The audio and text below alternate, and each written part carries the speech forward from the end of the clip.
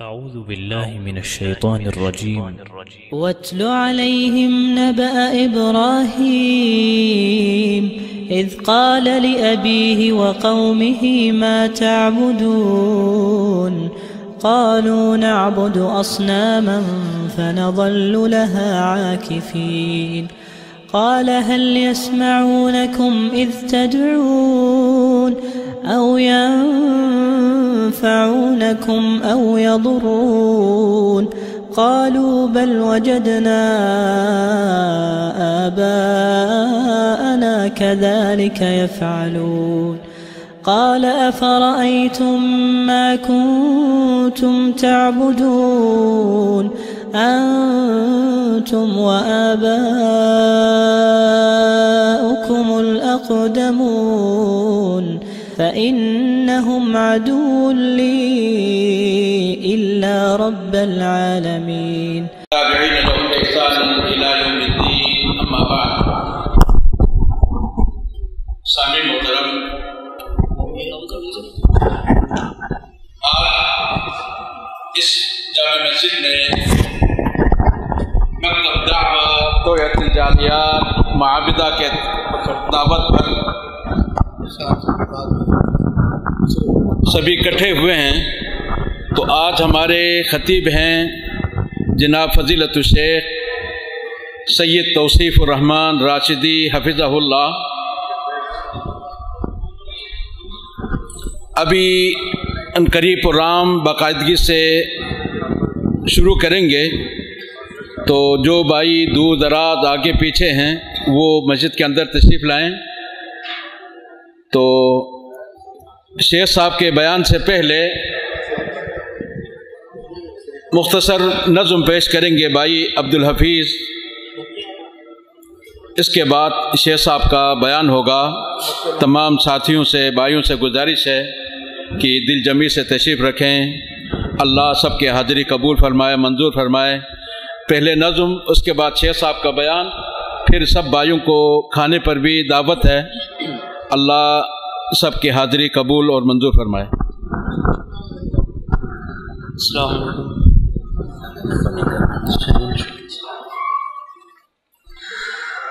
اے دیار حرم پاسباں تیرے ہم، تو ہے غیرت ہماری ہمارا برم۔ اے دیار حرم پاسباں تیرے ہم، تو ہے غیرت ہماری ہمارا برم۔ تو نشان وفا، تو ہماری بقا، تیرے دم سے ہماری خوشی اور غم۔ اے دیار حرم پاسباں تیرے ہم، تو ہے غیرت ہماری ہمارا برم۔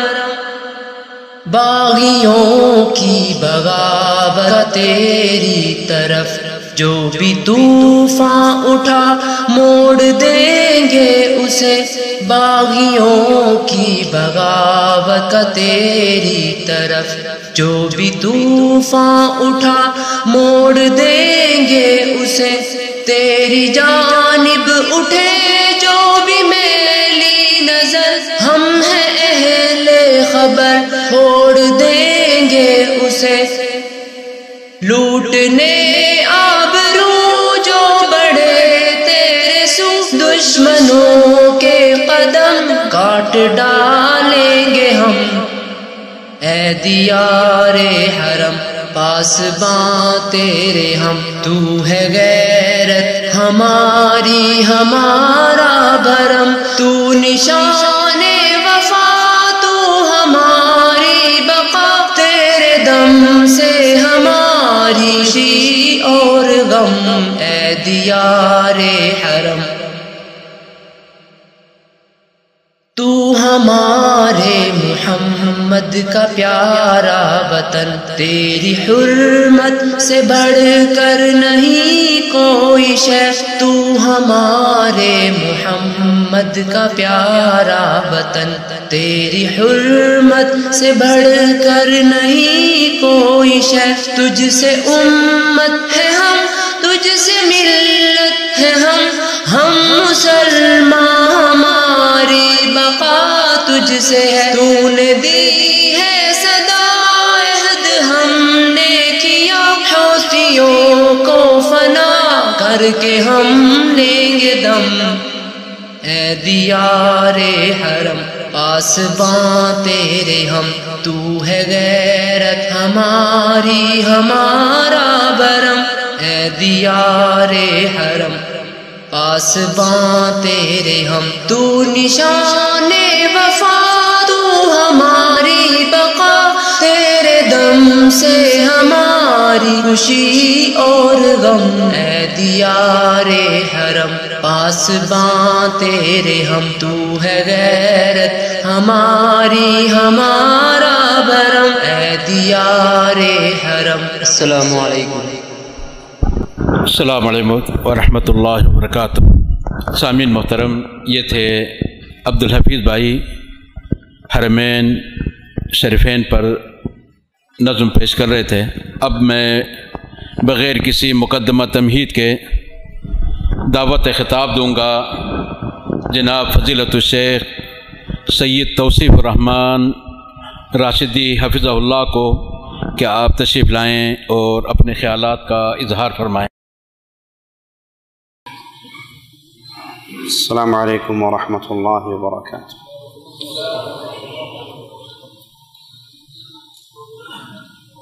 یہ پچھلی دیوار والے اگر ناراض نہیں ہیں تو آگے آ جائیں۔ حافظ قاسم صاحب بیٹھے رہیں، ان کو تکلیف نہیں دینی، باقی جو جوان آدمی ہیں وہ قریب ہو جائیں۔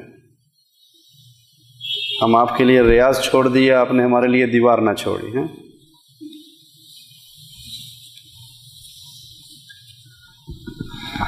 ان الحمد للہ نحمده ونستعینه ونستغفره ونعوذ بالله من شرور انفسنا ومن سيئات اعمالنا، من يهده الله فلا مضل له ومن يضلل فلا هادي له، اشهد ان لا اله الا الله وحده لا شريك له، واشهد ان محمدا عبده ورسوله، اما بعد، اعوذ بالله من الشيطان الرجيم، بسم الله الرحمن الرحيم، قل هو الله احد الله الصمد لم يلد ولم يولد ولم يكن له كفوا احد۔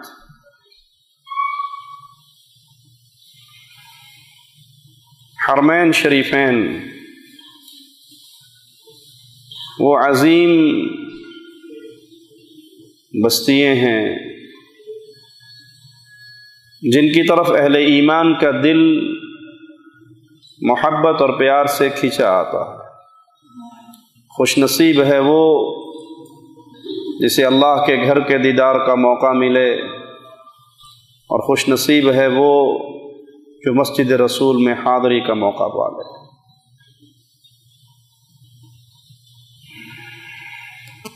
یہ امت اسلامیہ کے مرکز ہیں، یہ امت اسلامیہ کی وہ پیاری جگہ ہیں جہاں لا الہ الا اللہ کا آوازہ گونجتا ہے۔ خاص طور پہ جس مبارک شہر میں اور آپ بیٹھے ہیں، مکہ المکرمہ، یہاں سے امام الانبیاء، امام کائنات، امام اعظم محمد الرسول اللہ صلی اللہ علیہ وسلم نے قولوا لا الہ الا اللہ کی آوازیں کو بلند کیا تھا۔ توحید کا نور یہاں سے پھیلنا شروع ہوا تھا۔ دعوت توحید کا آغاز میرے پیارے حبیب محمد کریم صلی اللہ علیہ وسلم نے اسی مبارک شہر سے کیا، اور پھر جب فاتح کی صورت میں اس شہر میں داخل ہوئے، جاء الحق کا نعرہ لگاتے ہوئے بتوں کو پاش پاش کیا۔ وہ پیغام توحید پھیلتا رہا، پھلتا رہا، پھولتا رہا، پوری دنیا کو منور کر گیا۔ اب جس کے دل میں عقیدہ توحید کی غیرت ہے، اس کے دل میں مکہ اور مدینہ کی عزت کی غیرت باقی رہے گی۔ اور جس کا دل شرکی اماجگاہ بن چکا ہے، جس کا دل صنم کدا بن چکا ہے، غیروں کی عبادت کا مرکز بن چکا ہے، تو جہاں لا الہ الا اللہ کے لیے محبت نہیں ہے، وہاں اہل توحید کے مرکز کے لیے کیسے محبت ہوگی؟ مملکت سعودی عربیہ وہ عظیم ملک ہے، اللہ کی قسم اس لیے نہیں کہہ رہا کہ ہم یہاں رہتے ہیں، اس لیے کہہ رہا ہوں کہ یہ آواز میری نہیں، ہر مومن کے ایمان کی آواز ہے۔ پوری دھرتی پہ آپ گھوم لیں، سیر کر لیں، اس جیسی مبارک کوئی اور مملکت آپ کو دنیا میں نظر نہیں آئے گی۔ حرمین شریفین کا وجود تو خود ہی بابرکت وجود ہے، لیکن اس لحاظ سے کہ یہاں پر اللہ کی توحید کا غلبہ ہے، یہاں پہ لا الہ الا اللہ کا آوازہ گونجتا ہے، یہاں پہ پیشانییں اللہ کے لیے مسجدوں میں جھکتی ہیں، یہاں پہ طواف اللہ کے گھر کا اللہ کی عبادت سمجھ کے کیا جاتا ہے، یہاں پہ ذبح و قربانی خالص اللہ کے لیے ادا کی جاتی ہے، یہاں اغیار کی پوجا نہیں ہے، یہاں انسانوں کے ماتھے انسانوں کے سامنے نہیں جھکتے، یہاں پیروں کے قدموں میں سجدے نہیں ہوتے، یہاں بزرگوں کو دفنانے کے بعد ان کا عرس اور میلہ نہیں لگتا۔ اور یہی وجہ ہے کہ سعودی عرب اہل شرک کی آنکھوں میں کانٹے کی طرح چبھتے ہیں۔ کس کی آنکھ میں چبھیں گے؟ جس کا دل صنم کدا ہوگا، جس کے دل میں بت سجے ہوئے ہوں گے، جس کو عادت غیر اللہ کی عبادت کی پڑی ہوئی ہوگی، اس کو یہ پیارا ملک آگ کا انگارہ لگے گا اور اس کے خلاف پلاننگ کرتے ہوئے نظر آئیں گے، اس کے خلاف فتوے دیتے ہوئے نظر آئیں گے، کیونکہ ان کا جی چاہتا ہے کہ جیسے ان کی بستیوں میں پیروں کو پوجا جا رہا ہے، بزرگوں کو پوجا جا رہا ہے، بابوں کو پوجا جا رہا ہے، شیخ کو پوجا جا رہا ہے، حضرت کو پوجا جا رہا ہے۔ پیر و بزرگ و شیخ و حضرت کی پوجا تو سمجھ آتی تھی، جانوروں کے نام پہ مزار بنے ہوئے ہیں، کہیں گھوڑے شاہ ہے، کہیں کاما والی سرکار ہے۔ ان کو یہ ملک چبھتا ہے، ان کا بس نہ چلے وہ یہاں پر بھی شرک کا وہی دھندا کر لیں۔ اللہ ان ظالموں کی تدبیروں کو انہی کے اوپر ان کی تدمیر بنا کے لوٹائے، اور اللہ اس مبارک ملک کی حفاظت فرمائے، جہاں پر اللہ کی وحدانیت کا آوازہ گلی گلی، شہر شہر، آپ پورا سعودی عرب گھوم لیں، پورا مملکت، شمال سے جنوب، جنوب سے شمال، مشرق سے مغرب، مغرب سے مشرق پھر لیں، کسی بابا جی کی ڈیری، کسی حضرت جی کی۔ ایک دفعہ میں حج پہ جا رہا، راستے میں پیٹرول ڈلوانے کے لیے ایک پیٹرول پمپ پہ کھڑا ہوا، ایک فقیر آیا، بالکل صحت مند ہٹا کٹا نوجوان، سعودی نوجوان، اور وہ لوگوں سے مانگتا پھر رہا۔ میں نے اسے دیکھ کر میرے دل میں آیا کہ یہ اس قابل نہیں ہے کہ اس کو کچھ دیا جائے، صحت مند ہے، محنت مزدوری کر کے کما کھا سکتا ہے، لیکن واللہ جب وہ میرے پاس آیا اس کے منہ سے ایک ایسا جملہ نکلا کہ بے اختیار میری جیب میں جو کچھ تھا وہ ہاتھ میں آ کے اس کی جیب میں چلا گیا۔ اس نے مجھے آ کر کیا کہا؟ آتنی مما آتاک اللہ، آتنی مما آتاک اللہ، اس مال میں سے میرا حصہ نکال جو تیرا نہیں ہے، تجھے تیرے رب نے دیا ہے۔ توحید کا یہ جملہ مجھ جیسے بندے کو بے قرار کر گیا، اور بے اختیار زبان سے دعائیں نکلی امام عبدالعزیز آل سعود کے لیے، محمد بن عبد الوہاب کے لیے، محمد بن سعود کے لیے رحمہم اللہ، کہ تم نے اپنے دیس کے فقیروں کو بھی رب کی توحید یاد کروا دی۔ ہمارے دیس کے مانگنے والے، یہ میرے شیخ کی بستی کے سعید آباد کے مہمان ہمارے پاس بیٹھے ہیں، یہ جانتے ہیں ہمارے دیش کے مانگنے والے آتے ہیں، جمعرات بھری برات علی دے نادا پنجتن پاک کے نام کا، 11ویں والے کے نام کا، بابے جی کے نام کا، اور اس فقیر نے، اس ان پڑھ نے توحید کے ان جملوں کو یاد کیا کہ مجھے اس مال میں سے دے جو تیرا نہیں ہے، تیرے رب نے تجھے دیا۔ یہ بستی محبوب ہے ان کے دل کے لیے جن کے دل میں لا الہ الا اللہ کی غیرت ہے۔ سعودی عرب سے محبت ہے ان کو جن کی پیشانییں جب جھکتی ہیں اللہ کے لیے جھکتی ہیں، پکار نکلتی ہے تو یا اللہ مدد کے نام پہ، آوازہ بلند ہوتا ہے تو یا اللہ مدد کا آوازہ۔ نہ مسجدوں میں، نہ بازاروں میں، نہ گھر میں، نہ دیہاتوں میں، نہ یا علی مدد کی صدا سنائی دیتی ہے، نہ 11ویں والے بابا جی کے نام پہ عرس مناتے ہوئے دکھائی دیتے ہیں۔ حالانکہ جتنی مبارک قبریں یہاں پر ہیں دھرتی میں کہیں اور، ارے محمد کی قبر سے پیاری قبر کس کی ہوگی صلی اللہ علیہ وسلم۔ پیارے نبی کی لخت جگر، خاتون جنت، دنیا کی عورتوں کی سردار سیدہ فاطمہ کی قبر سے مبارک قبر کس کی ہوگی؟ جب ان کی قبروں پہ میلے نہیں لگ رہے، جب پیارے حبیب کی قبر کو پکا بنا کے عرس نہیں منائے جا رہے، نظر و نیاز کا مرکز نہیں بنایا ہوا، تو کائنات میں اور کس کی قبر ہے جس کے نام پہ ہم شرک اور کفر کے دھندوں کو جاری رکھ سکے؟ یہ ملک چبھتا ہے کانٹے کی طرح۔ اور دکھاؤں، مناظر بتاؤں آپ کو کیسے کیسے چبھتا ہے۔ ایک بابا جی ہیں پیر علاء الدین صدیقی صاحب، وہ کہتے ہیں اپنے ایک مرید کا قصہ سناتے ہوئے کہ میں جب حرم جاتا ہوں میں ان کے پیچھے نمازیں نہیں پڑھتا ہوں، حرمین شریفین کے ائمہ کے پیچھے نمازیں نہیں پڑھتا ہوں۔ میں پوچھتا ہوں آپ یہاں آتے کیا لینے ہو جب یہاں نماز آپ کی نہیں ہوتی؟ حج تو لال شہباز قلندر کی مزار پہ بھی ہوتا ہے، وہیں کر لیا کرو۔ کیوں سائیں؟ ہوتا ہے لال شہباز کا 7 شریف میں، تو یہاں آنے کی ضرورت کیا ہے؟ جب یہاں نماز نہیں ہوتی تو گیڑے ہوتی مار لیا کرو۔ کہا میں وہاں بیٹھا تھا، ایک بندے نے آ کے پوچھا کہ مجھے دعائیں یاد نہیں ہیں اور میں نے طواف کرنا ہے۔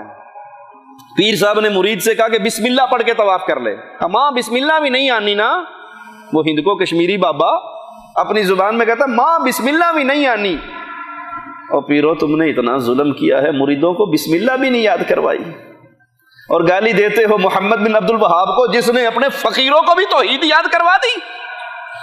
تم نے اپنے مریدوں کو بھی بسم اللہ یاد نہیں کروائی۔ کوئی عقل مند تم سے پوچھے کہ جسے بسم اللہ نہ آتی ہو وہ مسلمان کہلانے کے قابل ہے؟ ماں بسم اللہ بھی نہیں آنی۔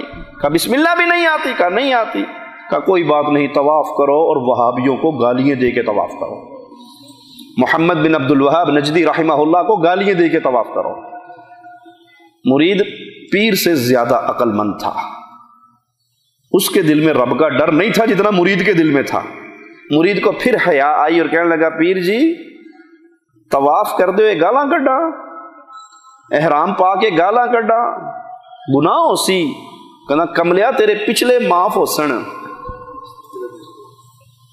گناہ نہیں ہوگا، تیرے پچھلے گناہ بھی معاف ہو جائیں گے، کیونکہ تو وہابیوں کو گالیاں دے رہا ہے۔ یہ گالی دینے کی وجہ کیا ہے؟ یہ سعودی عرب سے دشمنی کی وجہ کیا ہے؟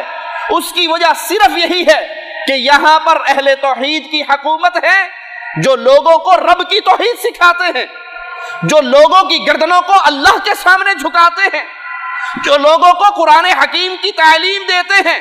یہاں نہ کسی فرقے کی تعلیم ہے، نہ کسی گروپ کی تعلیم ہے، نہ یہاں پہ بٹوارے ہیں، تہاڈی مسجد ہو ساڈی مسجد ہو، تہاڈی مسجد ہے ساڈی مسجد، ساڈی تہاڈے مگر نہیں ہوندی، تہاڈی ساڈے مگر نہیں ہوندی۔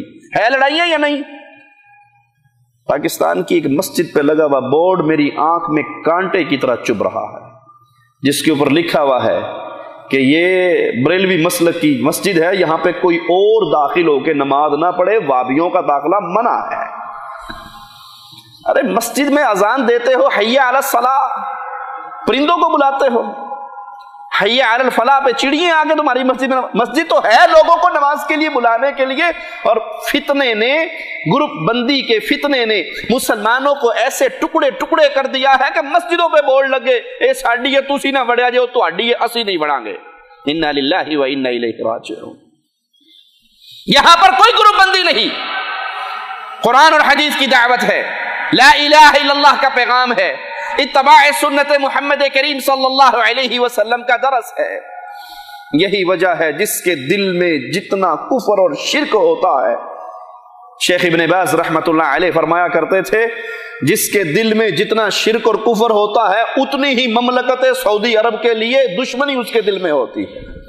اسے اصل دشمنی آل سعود سے نہیں ہے, امام عبدالعزیز آل سعود رحمت اللہ علیہ کے خانوادے سے دشمنی نہیں, اسے دشمنی یہ ہے کہ یہاں نصوری شاہ کا دربار کیوں نہیں ہے, یہاں پیر قامہ والی سرکار کیوں نہیں پوجی جاتی, یہاں بابوں کے نام پہ عرس اور میلے کیوں نہیں لگتے. وہ انگاروں پہ لوٹتے ہیں کہ کسی طرح کوئی وقت آئے اور یہاں پہ قبروں کی پوجا سازی کا ایک دروازہ کھول دیا جائے. اللہ تجھے تیرے پیارے ناموں کا واسطہ ہے, مملکت سعودی عرب کی حفاظت فرما, یہاں کے امن کی حفاظت فرما, یہاں کی حکومت کی حفاظت فرما. یہ جس طرح توحید کا بوٹا ملک سلمان حافظہ اللہ کے والد عبدالعزیز آل سعود نے لگایا, اللہ اس کو پھل والا درخت بنے, وہ ایسے ہی اس کی حفاظت کرتا رہے, اس کا سایہ اہل ایمان تک پہنچتا رہے اور وہ توحید کے اندر داخل ہوتے رہے. اللہ کی قسم, آپ جائیے مکاتب جعلیات کو دیکھیے, ہمارے شیخ اثری ہم سے بہتر سمجھتے ہیں, جانتے ہیں. اگر جعلیات میں 100 بندے درس میں آتے ہیں, ان 100 کو کھنگالو گے 90 وہ ہوں گے جو پہلے قبروں پہ سجدہ کیا کرتے تھے, جو یہاں آئے رزق کی تلاش میں تھے, جو یہاں آئے روٹی کی تلاش میں تھے, جو یہاں آئے کمائی کی تلاش میں تھے. لیکن وزارت شؤون الاسلامیہ کی طرف سے مکاتب توعیہ جعلیات کا ایک ایسا جال بچھا ہوا ہے کہ روٹی تو کماتے ہی کماتے ہیں, رب کی توحید کو سیکھ کے جاتے ہیں. ان دشمنوں میں آج کے دور میں ایک نیا دشمن جس نے مملکت سعودی عربیہ کے خلاف ایک محاذ کھڑا کیا ہوا ہے, وہ یمن کے حوثی قبائل ہیں, جن کے سرداروں کی کلپ آپ کو یوٹیوب پہ مل جائیں گے. یہ کوئی چھپی بھی بات نہیں ہے, جو بباغ دوحل یہ اعلان کر رہے ہیں کہ عنقریب ہم حرمین شریفین پہ قبضہ کرنے کے لیے تیاری کر چکے ہیں. اللہ ان کی اس شرارت کو ان کی موت بنا کر ان کے گلے میں لوٹا دے. ایک ظالم کا کلپ میں نے سنا, اس نے کہا بس ہمارا امام غائب نکلنے والا ہے, 12واں امام, ہم اس کے انتظار میں ہیں, لشکر ہم نے تیار کر لیا ہے, 12واں امام آئے گا تو ہم سب سے پہلے مکہ اور مدینہ پہ حملہ کریں گے. انا للہ و انا الیہ راجعون. اس 12ویں امام کے کام ملا باقر مجلسی نے اپنی کتاب میں لکھے ہیں کہ جب 12واں امام آئے گا, یہودیوں سے پہلے, عیسائیوں سے پہلے, ہندوؤں سے پہلے اہل سنت سے جنگ کرے گا, اور جنگ کرتا ہوا مکہ فتح کرے گا, مدینے پہنچے گا, مدینے میں آ کر پیارے حبیب صلی اللہ علیہ وسلم کے حجرے کی دیوار کو گرائے گا, پوچھے گا یہ قبر کس کی ہے, جواب ملے گا یہ رسول اللہ صلی اللہ علیہ وسلم کی قبر ہے. وہ کہے گا یہ تو میرے جد امجد ہیں, یہ ساتھ کون دفن ہے, جواب ملے گا یہ ابو بکر و عمر ہیں. وہ مجرم, وہ ظالم, وہ زندیق یہ جملے لکھتا ہے کہ پھر ان کا 12واں امام حکم دے گا کہ ان قبروں کو پھاڑو اور ابو بکر و عمر کے جسم کو نکال کے درختوں سے ٹانگ دو, اور پھر کہے گا کہ دنیا میں جو ظلم ہوا, دنیا میں جو ستم ہوا, دنیا میں جو مظالم کے پہاڑ ٹوٹتے رہے, ان سب کا مجرم ابو بکر اور عمر ہے. انا للہ و انا الیہ راجعون. اور ان کے جسم مبارک کو پھر آگ لگانے کا حکم دے گا. اور یہی قول جو ملا باقر مجلسی لکھتا ہے, یہی قول حسین بدر الدین حوثی اپنی ایک تقریر میں کہتا ہے کہ دنیا میں جو جرم ہوئے ان سارے جرموں کی اصل وجہ عمر ابن خطاب ہے. انا للہ و انا الیہ راجعون. یہ اہل یمن کو بدلنا چاہتے ہیں, یمن کی سرزمین کو بدلنا چاہتے ہیں. یمن بڑا پیارا ملک ہے, یاد رکھیے یمن وہ ملک ہے جو جنگ کے بغیر رسول اللہ صلی اللہ علیہ وسلم کی غلامی میں داخل ہوا تھا. बगैर जंग के। और आपने फरमाया यमन के लोगों के दिल बड़े नरम है। यमन की शान बढ़ाते हुए प्यारे हबीब ने कहा ईमान भी यमनी है, हिकमत भी यमनी है।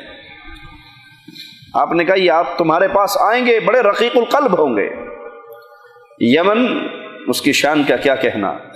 यमनियों की इस्लाह के लिए अल्लाह के नबी ने सैयदना अली को भेजा, सैयदना मुआज को भेजा, अपने प्यारे असहाब को भेजा और उन तक तौहीद का जुमला ला इलाहा इल्लल्लाह पहुंचाया। अहले यमन ने इस दावत को कबूल किया और सारे के सारे इकट्ठे होके मोहम्मद करीम सल्लल्लाहु अलैहि वसल्लम की गुलामी के लिए पहुंचे। उस अहले यमन की आज तारीख को बदलने की कोशिश की जा रही है फारसियों के घोड़े पे चढ़ के।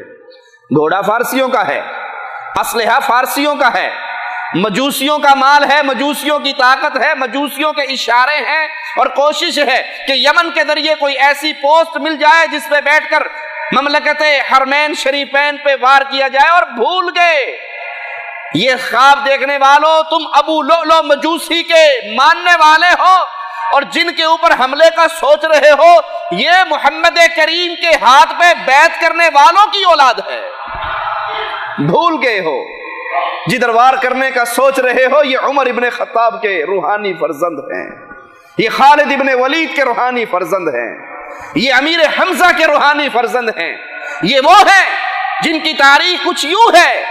इब्ने औफ खड़े हैं मैदान में, दाएं तरफ देखते हैं एक नौउमर बच्चा नजर आता है, बाएं तरफ देखते हैं नौउमर बच्चा नजर आता है। अभी दिल ही दिल में सोच रहे हैं मेरा तो दायां भी कमजोर है और बायां भी कमजोर है।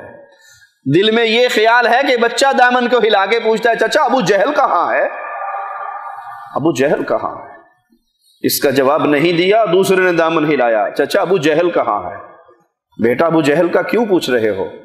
कहा चाचा इसलिए पूछ रहे हैं, जब मां ने अपने घर से रवाना किया था, छाती से हमें लगाया था, हमारे माथों को चूमा था, हमारे कान में एक बात कही थी, बेटा अबू जहल तुम्हारे आका को गालियां देता है, जा रहे हो जाओ, मां की आवाज अपने दिल में ताजा रखना।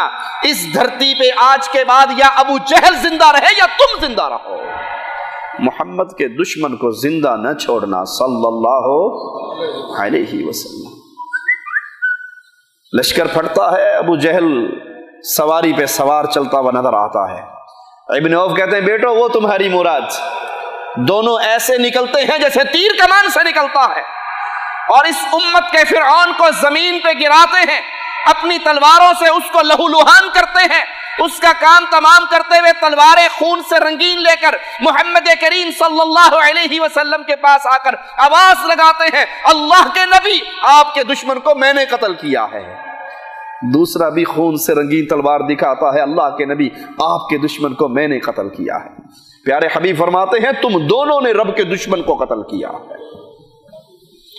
ईरान के घोड़े पे बैठ के ममलकत हरमैन शरीफैन पे नजर रखने वालों, यहां कौन है जिनकी आबाओ अजदाद ने यह दरस दिया था। अब्दुर्रहमान ने कहा था बाबा तलवार उठी थी, 3 मरतबा तेरा चेहरा नजर आया था, तेरे चेहरे को देख के मैं खामोश हो गया, तलवार नहीं चलाई। जवाब में अबू बकर ने कहा था बेटा खुश नसीब है तू कि तेरी तलवार के नीचे बाप की गर्दन आई, तूने बाप समझ के छोड़ दिया। मेरी तलवार के नीचे तेरी एक बार गर्दन आ जाती, मोहम्मद का दुश्मन समझ के काट डालता। हम तो वो हैं जिन्होंने मोहम्मद करीम की मोहब्बत पे अपनी जानों का, अपनी इज्जतों का, अपने मालों का सौदा किया है। अगर मोहम्मद से हमारा बाप भी टकराएगा, हम रब की कसम बाप को छोड़ सकते हैं, फातिमा के बाबा को नहीं छोड़ सकते। हमारी दोस्ती है रसूलुल्लाह के लिए सल्लल्लाहु अलैहि वसल्लम, हमारा प्यार रसूलुल्लाह के लिए सल्लल्लाहु अलैहि वसल्लम। और ये देश जो काल अल्लाह व काल रसूल का पैगाम पूरी उम्मत को दे रहा है, कभी ना भूलना, कभी धोखा ना खाना, कभी फरेब में ना आना कि यहां पर रहने वाले प्यारे नबी की शरीयत की हिफाजत करने के लिए अपनी जान पे खेल के अपनी दुनिया की हर नेमत को लुटा सकते हैं, मोहम्मद के दिए हुए पैगाम को नहीं छोड़ सकते। सल्लल्लाहु अलैहि वसल्लम। आइए देखें ये हूसी कबाइल ये हैं कौन, इनके नजरियात क्या हैं, इनकी दावत क्या है, इनका मनहज क्या है। ये लोग लोगों के अंदर सिर्फ अपनी इज्जत बढ़ाने के लिए झूठे नारे लगाते हैं। आपने देखा होगा शायद इनके शिआर को, मौत लिल अमरीका, मौत लिल इसराइल, नस्र लिल इस्लाम। अमरीका के लिए मौत, इसराइल के लिए मौत, इस्लाम की मदद। ये हूसी कबाइल का सबसे बड़ा नारा है और यहाँ से ब्लैकमेल करते हैं वो लोगों को। ईरान के राफजियों का भी यही नारा है और ब्लैकमेल क्या करते हैं कि हम तो अमरीका दुश्मन हैं, हम इसराइल दुश्मन हैं। जिन बमों पे ये लिखा जाता है मौत लिल इसराइल, वो बम यमन के अहले सुन्नत के घरों पे गिरते हैं। मौत लिल इसराइल का बम मारना है तो तल अबीब में मारो। अमरीका के लिए मौत का नारा लगाते हो और सऊदी सफारत खाने पे हमला करके सफीर को अगवा कर लेते हो। अहले सुन्नत के बच्चों को कत्ल करते हो। यमन का एक सुन्नी अपने घर में गिरने वाले बम का पार्चा दिखाता है, यूट्यूब पर ये उस गरीब की वीडियो मौजूद है और वो दिखाता है कि उसका घर राख का ढेर बन गया, छलनी हो गया। और वो कहता है अब्दुल मालिक हूसी जालिम खबीस, मुझे ये बता कि तेरे बम पे लिखा हुआ है मौत लिल इसराइल और ये गिरा मेरे घर में है, मेरा घर इसराइल में तो नहीं है। ये नारा लगाते हैं सिर्फ अवामुन्नास को गुमराह करने के लिए कि आप नहीं समझते उम्मत के कायद हैं तो ये जिन्होंने अमेरिका से टक्कर ले रखी है, जिन्होंने इसराइल से टक्कर ले रखी है। और हकीकत देखनी हो, हकीकत देखनी हो तो हमारे पास वो क्लिप मौजूद है अहमदी नज्जाद का, जो यहूदी उलमा की मजलिस में मेहमान खसूसी बनकर आता है और यहूदी उलमा उसकी खिदमात के बदले उसको तोहफे और तहाइफ देते हैं, शहादात देते हैं, सर्टिफिकेट देते हैं कि तुमने यहूदियत की जितनी खिदमत की है वो कोई और नहीं कर सका। ऑन द रिकॉर्ड यूट्यूब पर यह फिल्म मौजूद है। और अगर आप मजीद वजाहत चाहते हैं तो अर्ज कर दूं, तेहरान दारुल हुकूमत है, तेहरान में यहूदियों के इबादत खाने हैं, ईसाइयों के इबादत खाने हैं, मजूसियों के इबादत खाने हैं, अहले सुन्नत की एक मस्जिद भी नहीं है। मौत लिल इसराइल, इसराइलियों के इबादत खाने हैं। इसराइल के बाद यहूदी जितने अमन के साथ ईरान में रह रहे हैं किसी और मुल्क में, तुम दावा करते हो कि मौत यहूदियों के लिए, तुमने यहूदियों को तेहरान में इबादत खाने बनाने की इजाजत दे दी, अहले सुन्नत के लिए एक मस्जिद की भी इजाजत नहीं है। इसलिए कि उनके सामने सबसे बड़ा दुश्मन ना यहूदी है, ना ईसाई, ना हिंदू है, ना मजूसी, सबसे बड़ा दुश्मन है तो अहले सुन्नत वल जमात है। यासिर खबीस कुवैत का एक राफजी है, वो अपनी तकरीर में अलल ऐलान ये कहता है कि अगर तुमने अहले सुन्नत से जंग करनी है तो इनके दिल से अबू बकर, उमर, उस्मान की मोहब्बत निकालोगे तो जीतोगे। जब तक सुन्नियों के दिल में अबू बकर, उमर, उस्मान की मोहब्बत बाकी रहेगी तुम इनसे जीत नहीं सकते। हम कहते हैं जालिमो, तुम मर के मर भी जाओ, अहले सुन्नत के दिल से अबू बकर, उमर, उस्मान की मोहब्बत नहीं निकलवा सकते। और ये कैसे निकले कि अहले सुन्नत को ये घुट्टी तो खुद मोहम्मद ने पिलाई है सल्लल्लाहु अलैहि वसल्लम। अबू बकर की मोहब्बत हमें कहां से मिली है? अबू बकर की मोहब्बत हमें मिली है तो मोहम्मद करीम से। कौन अबू बकर? कौन अबू बकर? इसी मक्का जहां पर आप में बैठे हैं, इसी मक्का से मेरे प्यारे हबीब निकले थे। मोमिनों की मां आयशा फरमाती हैं, ऐसे वक्त में नबी हमारे घर में आए जिस वक्त में उनके आने की रूटीन नहीं हुआ करती थी, और आकर कहा अबू बकर मुझे अल्लाह ने हिजरत की इजाजत दी है। अबू बकर तू भी मेरे साथ जाएगा। सवारी अबू बकर की है, गुलाम अबू बकर का है, माल अबू बकर का है। प्यारे हबीब अलैहिस्सलातु वस्सलाम को लेके निकलते हैं, रास्ते में जालिम मिलते हैं, पूछते हैं कौन है, किसके साथ जा रहे हो, कौन है ये? तो कह देते हैं मुझे राह दिखाने वाला है। और अबू बकर को मोहम्मद करीम ने जन्नत की राह दिखाई थी। सिद्दीक तेरी सदाकत पे कुर्बान जाऊं, दुश्मनों के नरगे में भी आकर तेरी जुबान से झूठ नहीं निकला। कहा ये मुझे राह दिखाने वाला है। اور محمد سے بڑھ کے راہ دکھانے والا کون ہو سکتا ہے صلی اللہ علیہ وسلم۔ پیارے حبیب پہاڑ کے قریب پہنچتے ہیں۔ صدیق اکبر تیری شان کا کیا کہنا، تیری عظمتوں کا کیا کہنا، پیارے حبیب کو اپنے کندھے پہ بٹھاتے ہیں اور غار تک پہنچتے ہیں۔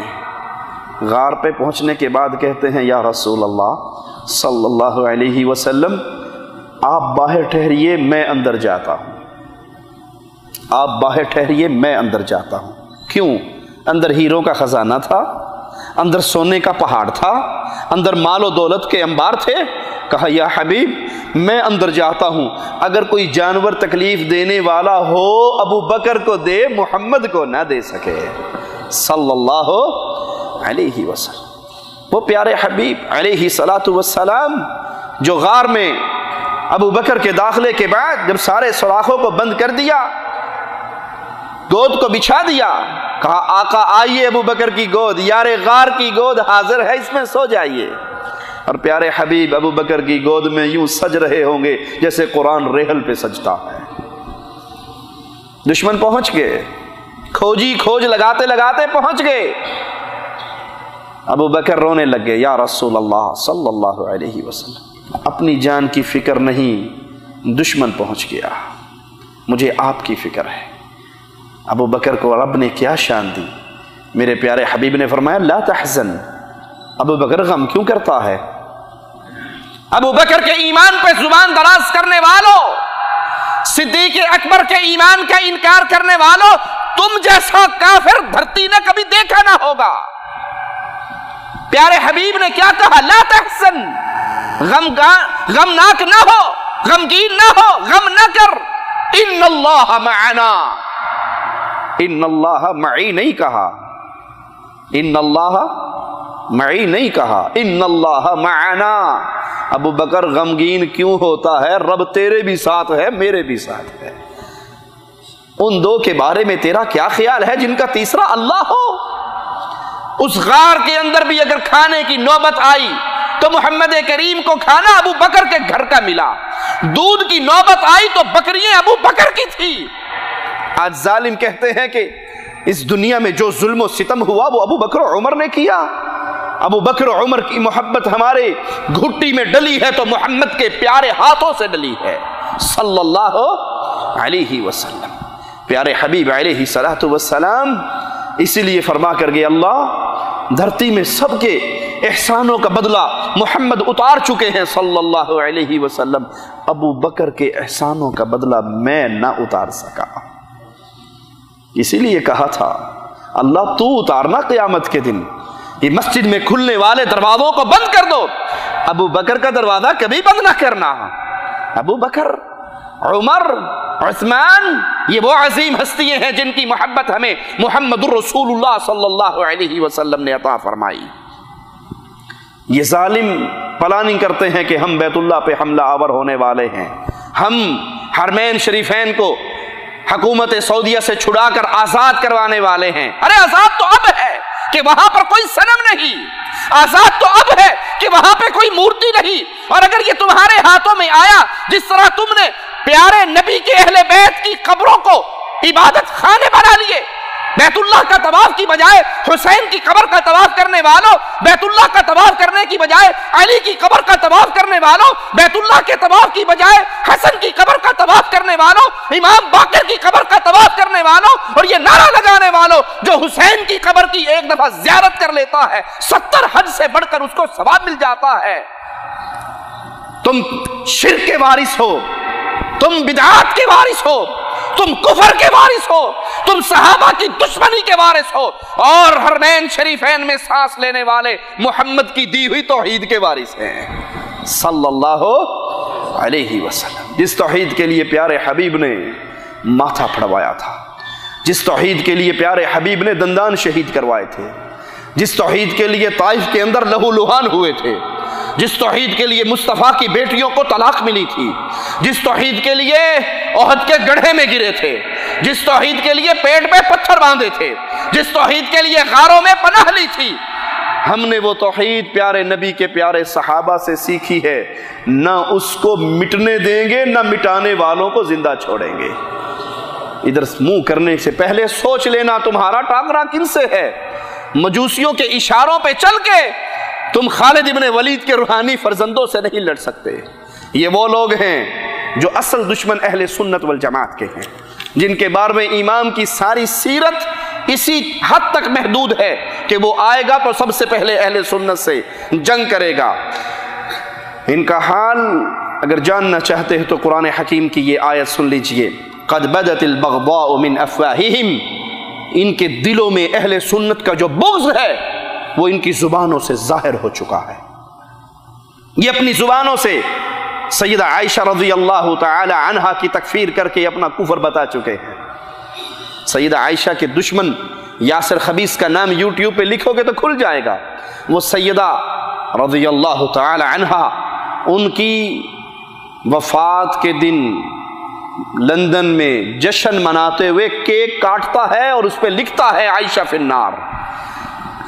انا للہ و انا الیہ راجعون، انا للہ و انا الیہ راجعون۔ یہ اصل میں گالی دینا چاہتے ہیں محمد کریم صلی اللہ علیہ وسلم کو، دے نہیں سکتے، عوام سے ڈر لگتا ہے تو ڈائریکٹ نہیں دے سکتے، انڈائریکٹ دیتے ہیں۔ سمجھا دوں آپ کو، یہ میں گفتگو اس لیے کر رہا ہوں کہ کسی کے دل میں حوثیوں کی محبت کے کوئی ذرات باقی ہو تو آج اللہ کی رحمت سے ان کو کھرچ کے محمد اور پیارے محمد کے صحابہ کی محبت کا جھنڈا گاڑ کے جاؤں صلی اللہ علیہ وسلم۔ کوئی آپ سے کہے آپ بہت اچھے ہیں، آپ کی بیوی بڑی گندی ہے، آپ بہت اچھے ہیں، آپ کے دوست بڑے گندے ہیں، آپ بہت اچھے ہیں، کپڑے آپ نے بہت برے پہنے ہوئے، آپ بہت اچھے ہیں، جوتی آپ کی بہت بری ہے، آپ بہت اچھے ہیں، سسرال آپ کا بڑا ہی گندا ہے، تو بندہ تنگ آ کے کی کہے گا ڈائریکٹ مینوں ہی کہہ دے میں پیڑا ہے، یہ تو کیا ڈرامہ کر رہا بھی؟ آپ اچھے ہیں لیکن سسرال آپ کا بہت گندا ہے، آپ اچھے ہیں بیوی آپ کی بہت گندی، آپ اچھے ہیں دوست آپ کے بہت گندے، تو کیا معنی ہے؟ وہ ڈائریکٹ گالی آپ کو دینا چاہتا ہے لیکن جھجکتا ہے، انڈائریکٹ ہو کے گالی دے رہا ہے۔ ان حوثی ظالموں کا یہ حال ہے، ان مجوسیوں کا یہ حال ہے، یہ دینا چاہتے ہیں گالی رسول اللہ صلی اللہ علیہ وسلم کو لیکن دے نہیں سکتے، تو کیا کہتے ہیں کہ نہیں آپ تو ٹھیک تھے لیکن آپ کی زوجہ محترمہ جو تھی نا وہ نعوذ باللہ ثم نعوذ باللہ ثم نعوذ باللہ فاحشہ تھی۔ اس خبیث مجرم نے کتاب لکھی ہے سیدہ کے اوپر جس کا نام الفاحشہ رکھا، لعنت اللہ علیہ۔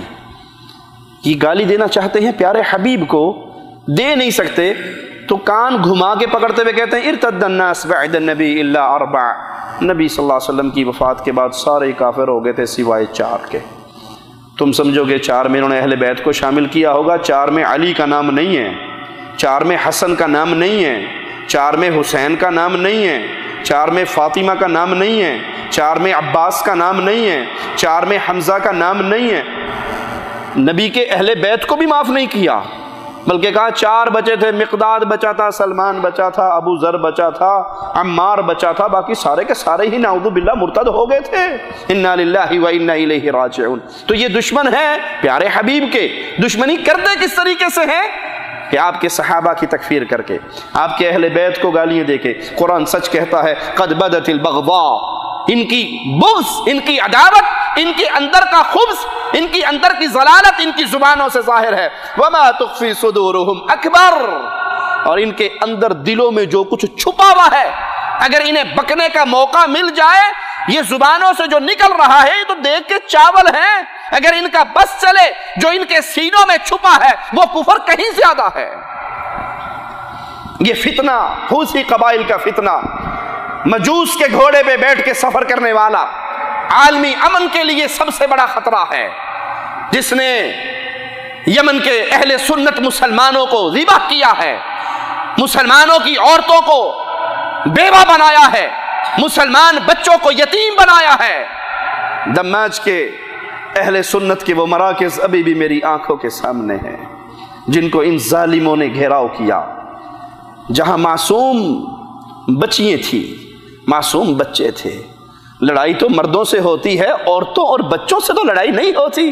ان ظالموں نے ان تک خوراک کو بند کیا، اور بالآخر وہ وقت بھی آیا جب وہاں کے مسلمانوں کو مجبور ہو کے اپنی وہ بستیاں چھوڑنی پڑی جہاں پر بیٹھ کر وہ قال اللہ و قال رسول کے درس یاد کیا کرتے تھے۔ سعودی عرب کی دشمنی اپنے دلوں میں سجانے والوں، یاد رکھنا اللہ کی رحمت سے مملکت سعودی عربیہ پوری دنیا میں اللہ کے گھر بناتی ہے، مسجدیں بناتی ہے نا۔ مکہ میں رہنے والوں بیت اللہ کی تعمیر دیکھ رہے ہو، خادم حرمین شریفین ملک عبداللہ کے دور میں جو توسیع ہوئی ہے، تاریخ کی انوکھی توسیع دیکھی ہے یا نہیں؟ حوثیوں نے کوئی ایک مسجد بنائی ہو تو ہمیں بھی دکھا دو۔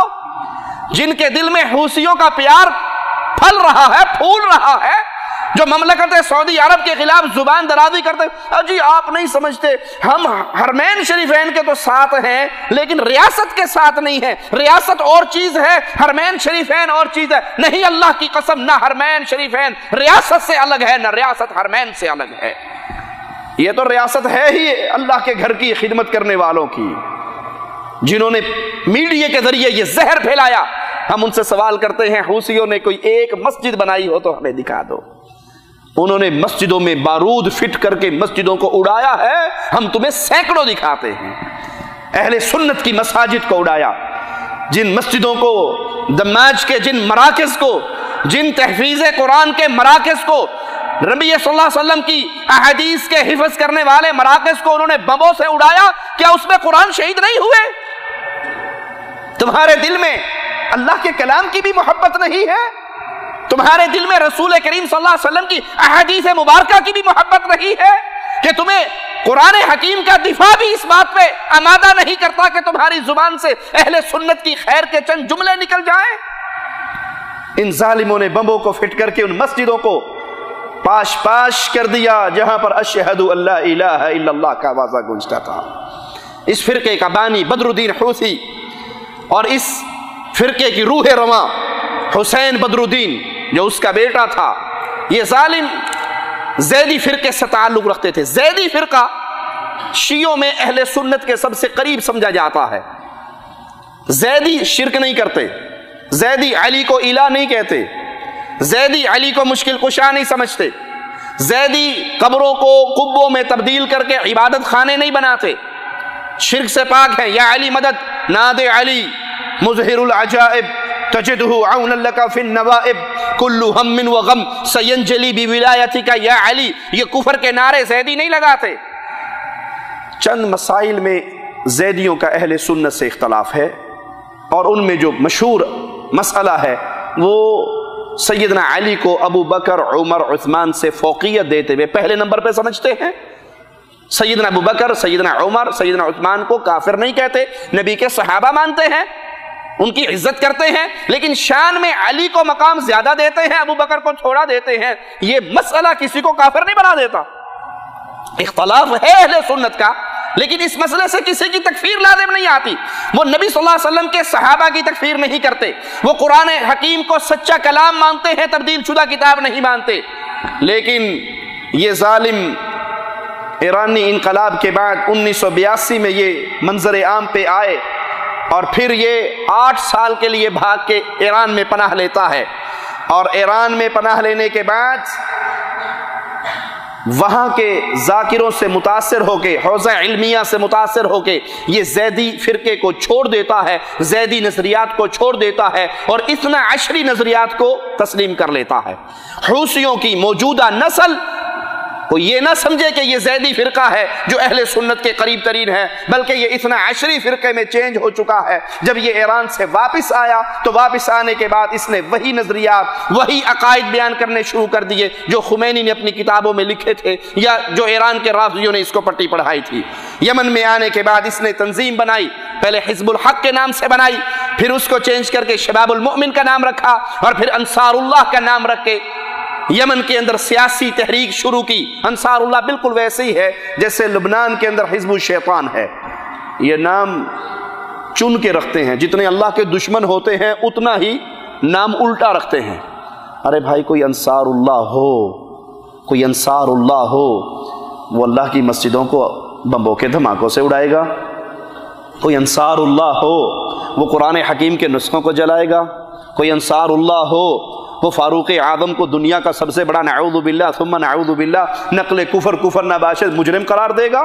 کوئی انصار اللہ ہو وہ محمد کریم صلی اللہ علیہ وسلم کے صحابہ کی تکفیر کرے گا؟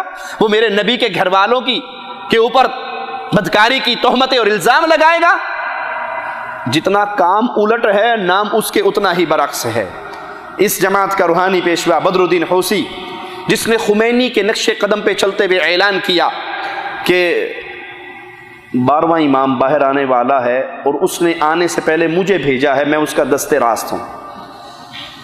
دنیا میں جتنے بھی گمراہ لوگ جنہوں نے کبھی مہدیت کا دعویٰ کیا، یہ نقطہ یاد رکھیں، یا نبوت کا دعویٰ کیا یا الوہیت کا دعویٰ کیا، ان سب کا نقطہ آغاز، طریقہ واردات یہی ہے۔ وہ ڈائریکٹ کسی اونچی سٹیج پہ جا کے نہیں بیٹھتے، وہ ناظم، پھر ایم پی اے، پھر ایم این اے، پھر وزیر اعظم، آخر پہ قبضہ گروپ کر کے ساروں کو ختم کر دیتے ہیں۔ ان کا طریقہ واردات، یہ حوثی ہو، رافضی ہو، آپ کا پاکستان کا گوہر شاہی ہو، سائیں کے علاقے کا، سندھ کا یوسف کذاب ہو، مرزا قادیانی ہو، طریقہ واردات یہی ہے۔ اس نے کہا جی میں دست راست ہوں امام غائب کا، امام غائب کے آنے کا ٹائم ہو گیا ہے، تو اس نے پہلے مجھے ذمہ داری دے کے بھیجی ہے، میں اس کے آنے سے پہلے اس کا گراؤنڈ ہموار کر رہا ہوں۔ لوگوں نے اس کی بات کی اتنی توجہ نہ کی، لیکن پھر کچھ ہی عرصے کے بعد اس نے دعویٰ کر دیا کہ وہ امام غائب صاحب کا پروگرام لیٹ ہو گیا، میں خود امام غائب ہوں۔ امام غائب بننے کے کچھ عرصے کے بعد کہا کہ اب مجھ پہ جو کچھ میں کر رہا ہوں وہ اللہ کی طرف سے نازل ہونے والے احکامات ہیں، میں ان پہ عمل کر کے دکھا رہا ہوں۔ اللہ کے احکامات کس پہ نازل ہوتے ہیں؟ وحی کس پہ آتی ہے؟ نبیوں پہ آتی ہے۔ تو اس حوثی ظالم نے امام مہدی کا دست راست، پھر خود امام مہدی، اور پھر اس کے بعد اگلا سٹیپ اٹھا کے اپنے آپ کو رسول کی کرسی پہ بٹھا دیا کہ مجھ پہ وحی کا نزول شروع ہو چکا ہے۔ تمام مجرموں کا یہی حال ہے۔ گوہر شاہی نے سب سے پہلے کہا کہ میں آپ کو صفات بتاتا ہوں، امام مہدی کی صفات کیا ہوں گی۔ وہ صفات بیان کی تو یونس گوہر شاہی نے انکشاف کر دیا کہ جناب وہ صفتیں جو آپ نے بتائی ہیں کہ حجر اسود میں امام مہدی کی تصویر آ جائے گی، چاند میں امام مہدی کی تصویر آ جائے گی، میں نے اپنی آنکھوں سے دیکھی ہے، حجر اسود کے اندر ریاض گوہر شاہی کی تصویر آ گئی، آسمان کے چمکتے ہوئے چاند کے اوپر ریاض گوہر شاہی کی تصویر آ گئی۔ لیکن دیکھنے کے لیے ایک اینک ملتی ہے جو فرقہ گوہر شاہی دیتا ہے، وہ اینک لگاؤ کے تو نظر آئے گی، ویسے نظر نہیں آئے گی، اور شرط یہ ہے کہ وہ اس کو نظر آئے گی جو سچا ہوگا اور مومن ہوگا، نہ منافق کو نظر آئے گی نہ جھوٹے کو نظر آئے گی۔ کیا معنی؟ اگر آپ کہو کہ ہم نے حجر اسود کو بڑے غور سے دیکھا ہے، کچھ نظر نہیں آ رہا، تو دو فتوے آپ پہ لگ گئے، آپ جھوٹے بھی ہو منافق بھی ہو۔ تو ان فتووں سے بچنے کے لیے جو دیکھتے ہیں بالکل جی بالکل، او اکھاں نے تو وہ ناک ہے تو دند بھی نظر آن ڈے نے، پورا منہ گوہر شاہی صاحب کا حجر اسود میں لگا ہوا تاکہ نہ جھوٹا کوئی کہے اور نہ منافق کہے۔ کچھ دن یہ پروپیگنڈا چلتا رہا، جب تسلیم کر لیا اس نے کہا جی اب تو بزرگوں پہ فرشتے بھی نازل ہونے لگے ہیں۔ مرزا قادیانی نے یہی طریقہ واردات اختیار کیا، سب سے پہلے اپنے آپ کو مجدد کے روپ میں پیش کیا، عیسائیوں سے مناظرے کیے، ہندوؤں سے مناظرے کیے، مسلمانوں نے اس کو شہرت دی۔ اس کے بعد اس نے کہا جی وہ جو پیدا ہونا تھا نا، وہ عیسیٰ تو فوت ہو گئے، وہ جو پیدا ہونا تھا وہ میں پیدا ہو گیا۔ پھر کہا جی نہیں وہ آپ غلطی میں رہ گئے، میں پھر اپنے آپ کو دیکھ رہا تھا کہ مریم کے روپ میں بھی میں ہی تھا، عیسیٰ کے روپ میں بھی میں ہی تھا۔ اور نعوذ باللہ کشتی نوح میں یہ مجرم لکھتا ہے کہ نعوذ باللہ ثم نعوذ باللہ ثم نعوذ باللہ نقل کفر نباشد، کہ میں نے اپنے آپ کو اس حال میں دیکھا کہ اللہ نے میرے ساتھ تعلقات استوار کیے اور پھر میں اپنے آپ میں سے خود ہی پیدا ہو گیا۔ پہلے مجدد بنا، پھر مہدی بنا، پھر نبی بنا، اور پھر آخر میں اللہ ہی بن گیا۔ حقیقت الوحی کے اندر وہ لکھتا ہے کہ اللہ نے مجھے کہا انت منی بمنزلت ولدی، تو میرے نزدیک میرے بیٹے جتنا، جیسے میرے بیٹے کی شان ہے نا ویسے مرزا تیری شان ہے، قل هو اللہ احد، اللہ کا کوئی بیٹا۔ تو یہ جتنے مجرم ہیں یہ پہلے سٹارٹ لیتے ہیں، امام غائب کے نائب بنتے ہیں، پھر امام غائب بنتے ہیں، پھر رسول بنتے ہیں، اور رسول بنتے بنتے فرشتوں کا نزول بھی ہوتا ہے۔ مرزا قادیانی لکھتا ہے کہ میرے اوپر فرشتے آیا کرتے تھے، اور ایک فرشتہ مجھے بڑی اچھی طریقے سے یاد ہے، جب مجھے پیسوں کی ضرورت پڑتی تھی نا، نوٹوں کی ضرورت، نوٹ کی ضرورت، تو ایک فرشتہ آتا تھا بوری بھر کے دے کے جاتا تھا۔ تو میں نے ایک دفعہ اس سے نام پوچھا اس فرشتے کا، اس کا نام تھا ٹیچی ٹیچی۔ یہ ٹیچی ٹیچی میں نے نوٹ دے کے جانا سی، تو میں نے کہا ٹے اور چے شیخ عربی میں نہیں ہے نا، لیکن ٹی اور سی ایچ چے انگلش میں آواز آتی نا، ایک گوریاں دا فرشتہ مینوں لگدا ہے باہروں نوٹ دے کے جاندا سی، آسمانوں نہیں آندا سی۔ ان سب مجرموں کا طریقہ واردات یہی ہے، یہی حوثیوں کے اس سردار نے کیا۔ پہلے امام غائب کا دست راست بنا، پھر امام غائب بنا، اور پھر یہ دعویٰ کیا کہ اب میں جو کچھ کر رہا ہوں یہ میرے اوپر احکامات کا نزول ہو رہا ہے۔ حسین بدر الدین حوثی اس گروہ کا حقیقی قائد ہے۔ اس نے اپنے نظریات عام کرنے کے لیے کئی کتابیں لکھی اور کئی لوگوں نے اس کی تقریروں کو کتابی شکل دی، تو 100 کے قریب رسائل اس ظالم کے نام سے مشہور ہے، اور وہی اس پورے فرقہ حوثیہ کی بنیاد ہے، وہی اساس ہے، وہی دستور ہے، وہی نظریات ہے۔ حوثی گروہ کا ایک اور لیڈر محمد بدر الدین حوثی ہے۔ یہ علمی میدان کا شہ سوار ہے جو اپنے فرقے کا علمی میدان میں دفاع کرتے ہوئے نظر آتا ہے۔ یحییٰ بدر الدین حوثی یہ یمن کی پارلیمنٹ کا رکن بھی رہا ہے اور دنیا کے سامنے ان کا دفاع کرتے ہوئے یہی نظر آتا ہے۔ عبد الملک بدر الدین حوثی یہ موجودہ کمانڈر ہے، اور میں اللہ کی رحمت سے اللہ سے امید کرتا ہوں، شنید یہی ہے کہ یہ ظالم اہل سنت کے اس معرکے کے اندر ہلاک و برباد ہو چکا ہے۔ اللہ اگر یہ نہیں بھی ہوا تو اپنے کتوں میں سے کتا اس پہ مسلط کر کے حرمین شریفین کی حفاظت فرماتے ہوئے اس فتنے سے مسلمانوں کو نجات عطا فرما۔ انہوں نے سب سے پہلے 1999 میں 99 میں تربیتی پروگرام شروع کیے، تعلیمی پروگرام شروع کیے۔ صرف ہمارا مقصد تعلیم ہے، تربیت ہے، اور پھر یہی تعلیمی اور تربیتی نشست عسکری تحریک کی صورت اختیار کر گئے، اور عسکری تحریک کی صورت اختیار کرتے کرتے یہ کچھ خائن ایسے ملے ان کو جن کے ساتھ یہ شامل ہونے کے بعد پھر انہوں نے فساد برپا کیا۔ یمن کے اندر ایک گاؤں پہ حملہ کیا، اہل سنت کو، جو پورا گاؤں اہل سنت کا تھا، تمام اہل سنت کو گھروں سے نکالا، اور ان کے گھروں میں خود یہ حوثی قبائل داخل ہوئے، اور آدھے گھنٹے کے بعد، کچھ وقت کے بعد ان کو واپس جانے کا حکم دے دیا، اور ان کے گھروں کے دروازوں پہ، ہر دروازے پہ بارودی سرنگوں کو دبا دیا گیا۔ وہ اہل سنت بچے، وہ اہل سنت مائیں، وہ اہل سنت عورتیں جب اپنے گھروں کو لوٹی تو وہ پورا کا پورا گاؤں چند سیکنڈوں کے اندر ملبے کا ڈھیر بن کے خاک کے اندر، لہو کے اندر نہا گیا۔ یہ ظلم و ستم کی کہانی جب خادم حرمین شریفین ملک سلمان بن عبدالعزیز آل سعود حافظہ اللہ نے دیکھی، جس کو کوئی بھی غیرت والا برداشت نہیں کر سکتا، کجا خادم حرمین شریفین کی غیرت ہو، تو پھر انہوں نے عاصفۃ الحزم کے نام سے اہل سنت کو ساتھ ملا کر، خلیج کے ممالک کو ساتھ ملا کر، سنی ممالک کو ساتھ ملا کر یہ بڑھتے ہوئے فتنے کے دروازے کو بند کرنے کے لیے یمن پہ حملہ کیا۔ یہ حملہ حرمین شریفین کے تحفظ کا حملہ ہے، یہ حملہ حرمین شریفین کی حفاظت کے لیے کیا گیا، تاکہ ان کا یہ فتنہ جہاں پر ہے اس کو ان کے گھر میں جا کے دبا دیا جائے۔ اللہ سے دعا ہے اللہ ہمیں اہل حق کے ساتھ شامل فرمائے، اللہ خادم حرمین شریفین کو جزائے خیر سے نوازے، اللہ ملک سلمان کی حفاظت فرما، اللہ اس کے ذریعے اسلام کی مدد فرما، اسلام کے ذریعے اس کو عزت عطا فرما، اللہ ہمیں زندہ رکھنا، توحید پہ رکھنا، اللہ ہمیں موت دینا، اس حال میں دینا تو ہم سے راضی ہو میرے مولا، ہم تجھ سے راضی ہو میرے اللہ۔ اے اللہ اس دھرتی پہ زندہ رہیں تو لا الہ الا اللہ کے پیغام کو پھیلانے والے بن کر رہیں، اور جب موت دے اسی لا الہ الا اللہ کے پیغام کو نشر کرتے ہوئے شہادت کی موت دے کے اپنی جنتوں میں داخل فرمانا۔ اقول قولی ھذا واستغفر اللہ لی ولکم ولسائر المسلمین فاستغفروہ انہ هو الغفور الرحیم۔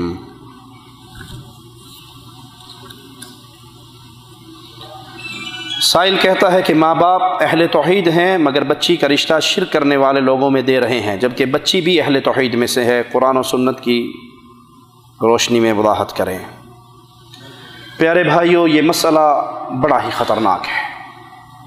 میں ہر اہل سنت، اہل توحید ماں باپ سے درخواست کروں گا کہ اللہ کے لیے تمام تر تعصب کو چھوڑ کر ٹھنڈے دل سے میرے اس الفاظ پہ غور کرنا۔ جو اہل توحید، موحد، لا الہ الا اللہ کو سمجھنے والا اپنی بیٹی کسی مشرک کے ہاتھ میں دیتا ہے کسی بھی وجہ سے، دہرا دوں جملوں کو، جو اہل توحید ماں باپ اپنی بیٹی کسی مشرک کے نکاح میں دیتے ہیں کسی بھی وجہ سے، میں اللہ سے ڈر کے کہتا ہوں ہو سکتا ہے اس کے جہنم میں جانے کے لیے یہی ایک گناہ کافی ہو جائے۔ مثال دے کے سمجھاتا ہوں۔ دینے کی وجوہات کافی ہیں۔ سید کہتے ہیں جی سید کا رشتہ ملے گا تو دیں گے، سید کی بیٹی غیر سید کو نہیں مل سکتی، پٹھان کی بیٹی غیر پٹھان کو نہیں مل سکتی۔ سائیں سندھی مانو ہیں بابا، سندھیاں کی لڑکی پنجابی میں کیسے دیں گے؟ پنجابی جی جٹ ہونے جٹ، اسی سندھیاں کیوں دے دیے بھی؟ مار نہیں جاواں گے اسی؟ یہ سندھی، یہ پنجابی، یہ سرائکی، یہ ملتانی، یہ بنگالی، یہ بلوچی، اگر یہ جذبہ میرے اور آپ کے دل میں ہے تو سمجھ لو ہمارے دل میں ایمان پورا نہیں اترا ہے، ہمارے دل میں ایمان پورا نہیں اترا ہے۔ میں مثال دے کے سمجھاتا ہوں۔ آپ کے گاؤں میں ایک شخص ہے جو آپ کا دشمن ہے، کھلا دشمن ہے، آپ کی قوم کا دشمن، آپ کے ماں باپ کا دشمن، اس نے آپ کے باپ کی بدتمیزی بھی کی ہے، گالیاں بھی دی ہے، چوک میں کھڑا کر کے مارا بھی ہے، وہ آپ کی بیٹی کا ہاتھ مانگنے آ جائے، دے دو گے؟ جی دے دو گے؟ کوئی اپنی قوم کی غیرت کھانے والا، اپنے ماں باپ کی غیرت کھانے والا اپنی بیٹی اپنے باپ کے دشمن کو دے گا؟ نہیں دے گا۔ کیا کہو گے؟ یہ گھر میں بیٹھی بیٹھی بوڑھی ہو کے مر جائے تو منظور ہے، باپ کے دشمن کو بیٹی دے دی تو عزت خاک میں مل گئی۔ ٹھیک ہے، میں نے غلط تو نہیں کہا؟ ایسے کرو گے؟ یہی رواج چل رہا ہے قوم کا۔ اپنے دل میں باپ کی غیرت رکھنے والوں، تمہارے دل میں رب کی غیرت نہیں ہے؟ کیسے ایک ایسے شخص کو اپنی بیٹی دیتے ہو جو یا علی مدد کا نعرہ لگاتا ہے، جو یا رسول اللہ مدد کا نعرہ لگاتا ہے، جو قبروں پہ طواف کرتا ہے، جو قبروں پہ سجدے کرتا ہے، جو قبروں پہ ذبح کرتا ہے، جو قبروں کے نام کی نظر و نیاز دیتا ہے، جو مردوں کو داتا و مشکل کشا سمجھتا ہے، جو مردوں کو حاجت روا سمجھتا ہے، اس کو اپنی بیٹی کا نکاح دیتے ہوئے تمہارے دل میں اللہ کے لیے کوئی غیرت نہیں جاگتی کہ یہ میرے رب کا دشمن ہے؟ مجھے بتائیے، جو اللہ کو چھوڑ کے مردوں کو سجدے کر رہا ہے وہ اللہ کا دشمن نہیں ہے؟ اللہ کا دشمن ہے، مانتے ہو؟ جب مانتے ہو تو باپ کے دشمن کو تو رشتہ دینے کے لیے دل نہیں مانتا، مولا کے دشمن کو رشتہ دیتے ہو؟ کیا جواب دو گے قیامت کے دن جب تمہاری مواحدہ بیٹی آگے بڑھ کے تمہارا گریبان پکڑے گی؟ اللہ میں اہل توحید میں سے تھی، میرے باپ نے صرف جٹ کی بنیاد پہ، ارائی کی بنیاد پہ، مغل کی بنیاد پہ، سید کی بنیاد پہ، قوم کی بنیاد پہ، وطنیت کی بنیاد پہ، لسانیت کی بنیاد پہ میرا رشتہ ایک مشرک کو دے دیا تھا۔ قیامت کے دن اللہ کو کیا جواب دو گے؟ اس بیٹی نے آپ کا گریبان پکڑا تو کیا کرو گے؟ نمبر ایک، یہ تو میری گفتگو تھی ماں باپ کے ساتھ کہ اللہ سے ڈر جائیں، اپنی آخرت نہ خراب کریں۔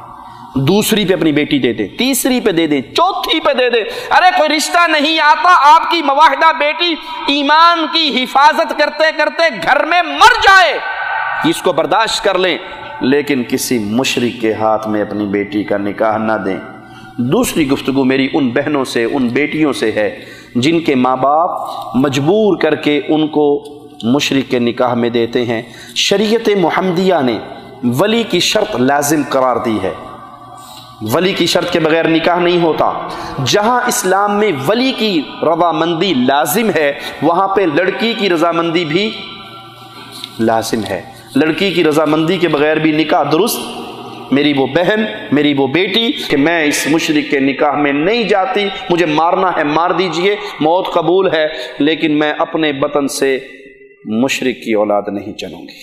اللہ کی قسم کھا کر آپ کو میں اپنا ایک واقعہ جس کا میں ذاتی عینی شاہد ہوں، ایک اہل توحید کی بیٹی جو اہل توحید کے دعوے داروں کے مدرسے سے فارغ بھی تھی، پڑھی لکھی عالمہ تھی، اس کو صرف خاندان کی بنیاد پہ باپ نے اپنے بھتیجے کو دے دی۔ بھتیجا شیعہ تھا، بھتیجا شیعہ تھا۔ یہ وہ واقعہ ہے جس کو میں نے اپنی آنکھوں سے دیکھا ہے۔ وہ مواحدہ لڑکی اس شیعہ کے گھر میں جا کے شیعہ ہو گئی، دل اس کا ابھی بھی توحید پہ ہے، لیکن مجبوراً اس کے شیعوں کے سارے کام کرنے پڑتے ہیں۔ محرم کے اندر سارا کام اپنے گھر میں تیار کرتی، سادات میں سے تھی، سید لڑکی تھی، اس کے گھر کے اندر سارا کچھ ہوتا ہے اور مجبوراً اسے کرنا پڑتا ہے، ساری محفلوں میں جانا پڑتا ہے۔ اب وہ باپ قیامت کے دن اپنی بخشش کے لیے کون سی نیکی پیش کرے گا کہ اس نے ایک مواحدہ لڑکی کو مشرک بنا دیا؟ اس لیے اللہ سے ڈریں، نہ لڑکیاں اس کو قبول کریں اور نہ ماں باپ یہ عمل کریں۔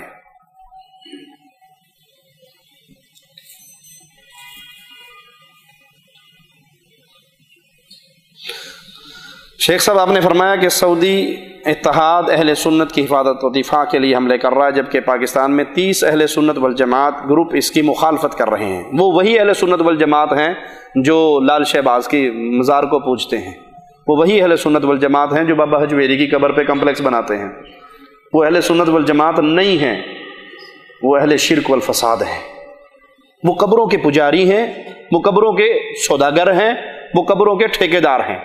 जिसके दिल के अंदर तौहीद का एक ज़र्रा भी हो वो हरमैन शरीफैन की हिफाजत की मुखालफत नहीं कर सकता। जिसके दिल के अंदर शिर्क के बीज बोए हुए होते हैं उन्हीं की ज़ुबान से हरमैन शरीफैन के तहफ़्फ़ुज़ के ख़िलाफ़ ज़ुबानें दराज होती हैं। साहिल कहता है कि सऊदी हुकूमत ने आज खुद यमन पर हमला किया या वहाँ की हुकूमत और अहले सुन्नत ने मदद मांगी थी? वहाँ के जो जायज़ हुक्मरान था उसने बाकायदा मदद मांगी थी, तहरीरी तौर पे मदद की थी। और अल्लाह का हुक्म है कि तुम जालिम और मजलूम भाई की मदद करो। साहबा ने कहा मजलूम की मदद तो समझ आई है, जालिम की मदद कैसे करें? और मैं जालिम का हाथ पकड़ के उसकी मदद करो, उसको जुल्म से रोको। और ये तो थे ही अहले शिर्क और अहले फसाद। तो वहाँ के सदर की दरख्वास्त पे खादिम हरमैन शरीफैन ने ये काफिला रवाना किया ताकि हक वाले को उसका हक लौटाया जाए और फसाद वालों के फसाद को ख़त्म किया जाए।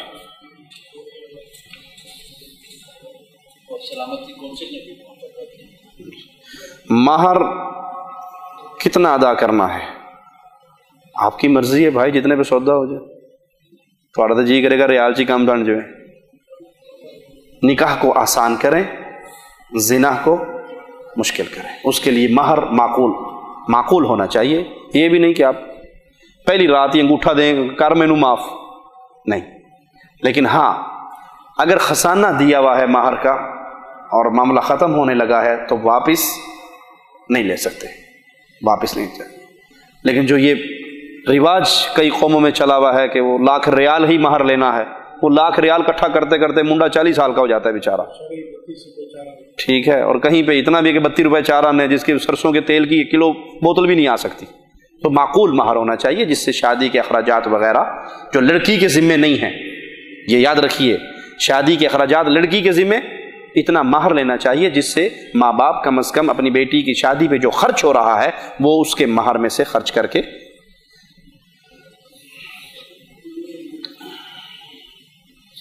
शादी के वक़्त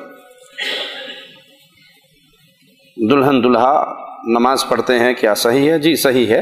अपनी ज़िंदगी का आगाज़ अल्लाह की इबादत से करें और दुआए खैर करें। महर फ़ौरन देना चाहिए या कभी भी अदा कर सकते हैं? महर 2 तरह के होते हैं। एक तो है कि आपने नक़द कोई महर तय किया है या एक आपने इंदु तलब तय किया है, तो जिस सूरत में है उस सूरत को पूरा करना चाहिए। अगर आपने फ़ौरन तय किया है, अदा करना है, तो निकाह के वक़्त अदा कर दें, ये सबसे बेहतर है। और अगर आपने कौमों के रिवाज को सामने रखते हुए 3 तोले तो आपने निकाह के अदा करना है, और एक प्लाट इंदु तलब है कि वो डर के लगाते भी को तलाक देगा तो चलो को प्लाट शलाट बच्ची के नाम आ जाएगा, तो अगर वह इंदु तलब है तो इंदु तलब ही दें, और जो फ़ौरन है वो उसको फ़ौरन अदा करना चाहिए। अगर महर लड़की से पूछ कर उसके हिसाब से देना चाहिए तो कैसा है? हाँ, जिस पर वो तय हो जाए, जिस पर माँ बाप राजी हो जाए वो अदा करना चाहिए। आदमी सुबह थोड़ा लेट उठते हैं, टाइम वो होता है जब सजदा मना है, तो क्या उस वक्त फजर की नमाज पढ़ सकते हैं? एक तो ये है कि इंसान कभी कभार ऐसा हो गया कि फजर की नमाज पे आंख नहीं खुली, तो वो जब उठेगा वही उसकी नमाज का वक़्त है, नमाज अदा कर ले।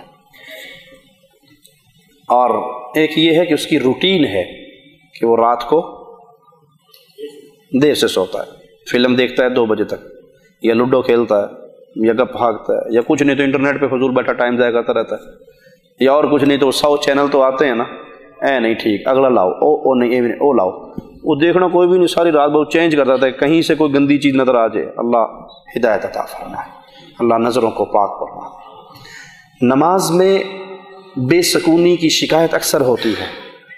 नुस्खा दे जाऊं? ऐ अल्लाह तुझे तेरे प्यारे नामों का वास्ता है, इस नुस्खे पे सबसे पहले कहने वाले, फिर मेरे हर सुनने वाले मुसलमान भाई को मौत तक अमल की तौफीक अता फरमा दे। اپنی نظروں کو صاف کر لیں، آپ کو نماز میں سکون مل جائے گا، نظروں کو بچا لیں۔ اللہ کتنا رحمان الرحیم ہے، کبھی سوچا آپ نے؟ اگر ہماری نظروں پہ، ہماری آنکھوں پہ یہ دو گیٹ نہ ہوتے تو ہمیں جو بھی نظر آتا ہم دیکھتے ہی رہتے نا، ہم دیکھتے ہی رہتے، نظر اٹھی ہوئی ہے، جو کچھ بھی چل رہا ہے آگے دیکھتے ہی رہتے۔ سبحان اللہ، اللہ رحمان الرحیم ہے۔ اللہ نے دروازے لگا دیے، غلطی نظر آئی شٹر ڈاؤن کر لو، گزر جا بھائی، میرا تیرا کوئی لینا دینا نہیں، میں نہیں تجھے دیکھتا، گزر گئی، ہاں ٹھیک، پھاٹک بند کر لو، جہاں غلط چیز آئی بند۔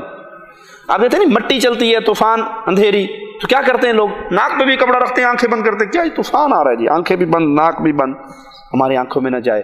یہ مٹی آنکھوں میں چلی بھی گئی تو کوئی حرج نہیں ہے، لیکن اگر آنکھوں میں بد نظری کی لذت چلی گئی تو نماز کا خشوع برباد ہو جائے گا، اس لیے اپنے پھاٹک کو فوراً بند کر لیا کریں۔ تو اگر تو کبھی کبھار ایسا ہو جائے تو اٹھ کے نماز پڑھ لیں۔ اگر مستقل روٹین ہے کہ آپ نے عشاء لیٹ پڑھنی ہے اور فجر ختم 8 بجے، کیونکہ 8:30 ڈیوٹی پہ جانا ہے تو 8 بجے کا الارم سیٹ کر کے سوتے ہیں، تو میں شیخ ابن باز رحمۃ اللہ علیہ کا فتویٰ سنا دوں۔ آپ سے ایک سائل نے، نوجوان نے پوچھا کہ میں 7:30 بجے اٹھتا ہوں کیونکہ 8 بجے مجھے ڈیوٹی پہ جانا ہوتا ہے، میرے بارے میں کیا حکم ہے؟ میں 7:30 بجے ہی نماز پڑھتا ہوں، رات کو لیٹ سوتا ہوں تو نماز میں الارم لگا کے سوتا ہوں 7:30 کا، 8 بجے ڈیوٹی پہ جانا، اٹھا نماز پڑھی۔ شیخ نے پہلا لفظ یہ لکھا کہ تو کافر ہے، مسلمان نہیں ہے۔ تفصیل بعد میں بیان کی، لیکن آغاز اپنے فتوے کا شیخ نے کافر کے لفظ سے کیا کہ تو کافر ہے، مسلمان نہیں۔ دلیل کیا دی؟ کہ جو وقت اللہ نے مقرر کیا تھا تو نے اس کو تبدیل کر کے جو تیرے دل نے چاہا نماز کا وہ وقت مقرر کیا، تو تیرا الہ اللہ نہیں ہے، تیرا الہ تیرا نفس ہے۔ ایک تو انسان سے کبھی کبھار غلطی ہو گئی، مہینے میں 1 دفعہ ہو گیا، 2 دفعہ ہو گیا، توبہ کرے، کوشش کرے، اسباب اختیار کرے۔ ایک آسان سا کام ہے، آپ ایک موبائل لے لیں، 90 ریال کا چائنا کا موبائل، اس میں ایک سم ڈالیں جو مسجد کے امام صاحب کو دے دیں، مؤذن کو دے دیں، اپنے کسی نمازی مستقل بھائی کو دے دیں، اور اس کو آف نہ کریں، سائلنٹ نہ لگائیں، اور کہ بھائی جب فجر پہ اٹھو نا تو مجھے ذرا فون کر دینا، میں بھی اٹھ جاؤں گا، 1 بیل 2 بیل 3 بیل 4 بیل اٹھ ہی جاؤ گے۔ الارم لگا کے سوئیں، گھڑی لگا کے سوئیں، پھر بھی شیطان غالب آئے تو اٹھتے ہی نماز ادا کریں، لیکن ایسا نہ کریں کہ آپ کی روٹین بن جائے کہ آپ ہمیشہ رات کو لیٹ ہی نماز پڑھیں، لیٹ سوئیں اور صبح کی نماز آپ کی فوت ہو جائے۔ میں اہل حدیث کیوں کہلاتا ہوں، میں اہل حدیث کیوں ہوا ہوں؟ اہل حدیث کہتے کس کو ہیں؟ پہلے یہ فیصلہ کر لیں، پھر سوال آسان ہو جائے گا۔ قرآن کو اللہ نے حدیث کہا ہے، فَبِأَيِّ حَدِيثٍ بَعْدَهُ يُؤْمِنُونَ، قرآن بھی حدیث ہے اور احادیث رسول اللہ صلی اللہ علیہ وسلم بھی حدیث ہے۔ تو قرآن اور حدیث کو ماننے والے کو کیا کہتے ہیں؟ اہل حدیث۔ تو ہر مسلمان اہل حدیث ہے، ہر مسلمان۔ کوئی ہے جو قرآن کا انکار کرے؟ کوئی ہے جو حدیث کا انکار کرے؟ یہ ہمارا صفاتی نام ہے، یہ ہمارا تعارفی نام ہے۔ ہمارا اصل نام کیا ہے؟ ہوا سماکم المسلمین، اصل نام مسلم، ہم مسلم ہیں، ہمارا نام مسلم ہے، لیکن تعارف جب ہوا تو ہمارا تعارفی نام کیا ہے؟ اہل حدیث، اہل السنہ والجماعہ، اہل الحدیث، مترادف چیزیں ہیں۔ کیوں؟ ہم قرآن اور حدیث کو مانتے ہیں۔ اس نام کی ضرورت کیوں پڑی پہچان کے لیے؟ اس نام کی ضرورت کیوں پڑی؟ نبی صلی اللہ علیہ وسلم کے دور کے اندر تعارفی نام بہت زیادہ تھے، صحابہ کے، اہل بدر بھی تھے، یا معاشر شباب بھی کہا، انصار بھی تھے، مہاجرین بھی تھے، تعارف تھا نا ان کا، تھے سارے کے سارے مسلم۔ جب تک دنیا کے مسلمان اسی دین پہ رہے جو رسول اللہ صلی اللہ علیہ وسلم دے کر گئے تو سارے کے سارے مسلم تھے۔ پھر فتنوں کا دور کھلا، فتنوں کا دروازہ کھلا، شیعہ پیدا ہوئے، خوارج پیدا ہوئے۔ اس وقت پھر صحابہ کا آخری دور تھا، تابعین کا ابتدائی دور تھا، وہاں پہ اہل سنت والجماعت کا نام تابعین کے دور میں متعارف ہوا، جو اصل نام نہیں، اصل نام مسلم ہے، یہ ہمارا تعارف ہے۔ بھائی گھوڑوں کو پوجنے والا بھی مسلم ہے، قبر کو پوجنے والا بھی مسلم ہے، مندر میں جا کے عید میلاد منانے والا بھی مسلم ہے، کرسمس کا کیک کاٹنے والا بھی چرچ میں کھڑا ہو کے مسلم ہے۔ ہم کون سے مسلم ہیں؟ ہم وہ مسلم ہیں جو صرف قال اللہ وقال رسول کو مانتے ہیں، ہم وہ مسلم ہیں۔ ہمیں اہل السنہ والجماعہ بھی کہا جاتا ہے، اہل الحدیث بھی کہا جاتا ہے، تو یہ ہمارا تعارفی نام ہے۔ اہل حدیث بننا لازم ہے، کہلوانا نہیں۔ اگر بندہ ایک اہل حدیث نہیں کہلواتا اگر ایک بندہ اہل حدیث نہیں کہلواتا لیکن عقیدتاً منہجاً وہ اہل الحدیث ہے تو ہمارا بھائی ہے، ہمارا بھائی ہے وہ، اگر قرآن و حدیث پہ چلتا ہے ہمارا بھائی ہے۔ لیکن آج کے اس پرفتن دور میں اپنے آپ کو اہل حدیث کہلوائیے، اپنا تعارف کروائیے کہ ہم وہ نہیں ہیں جو قبروں کا طواف کر کے اہل سنت کہلواتے ہیں، ہم اہل الحدیث ہیں۔ ہمارے ایک ہاتھ میں محمد صلی اللہ علیہ وسلم نے قرآن دیا ہے، دوسرے ہاتھ میں حدیث دی ہے۔ ترکت فیکم، میرے پیارے حبیب کا فرمان ہے۔ تو اہل حدیث بننا لازم ہے اور ان گمراہ فرقوں کے درمیان اپنا تعارف کروانا لازم ہے۔ اللہ ہمیں عمل کی توفیق عطا فرمائے۔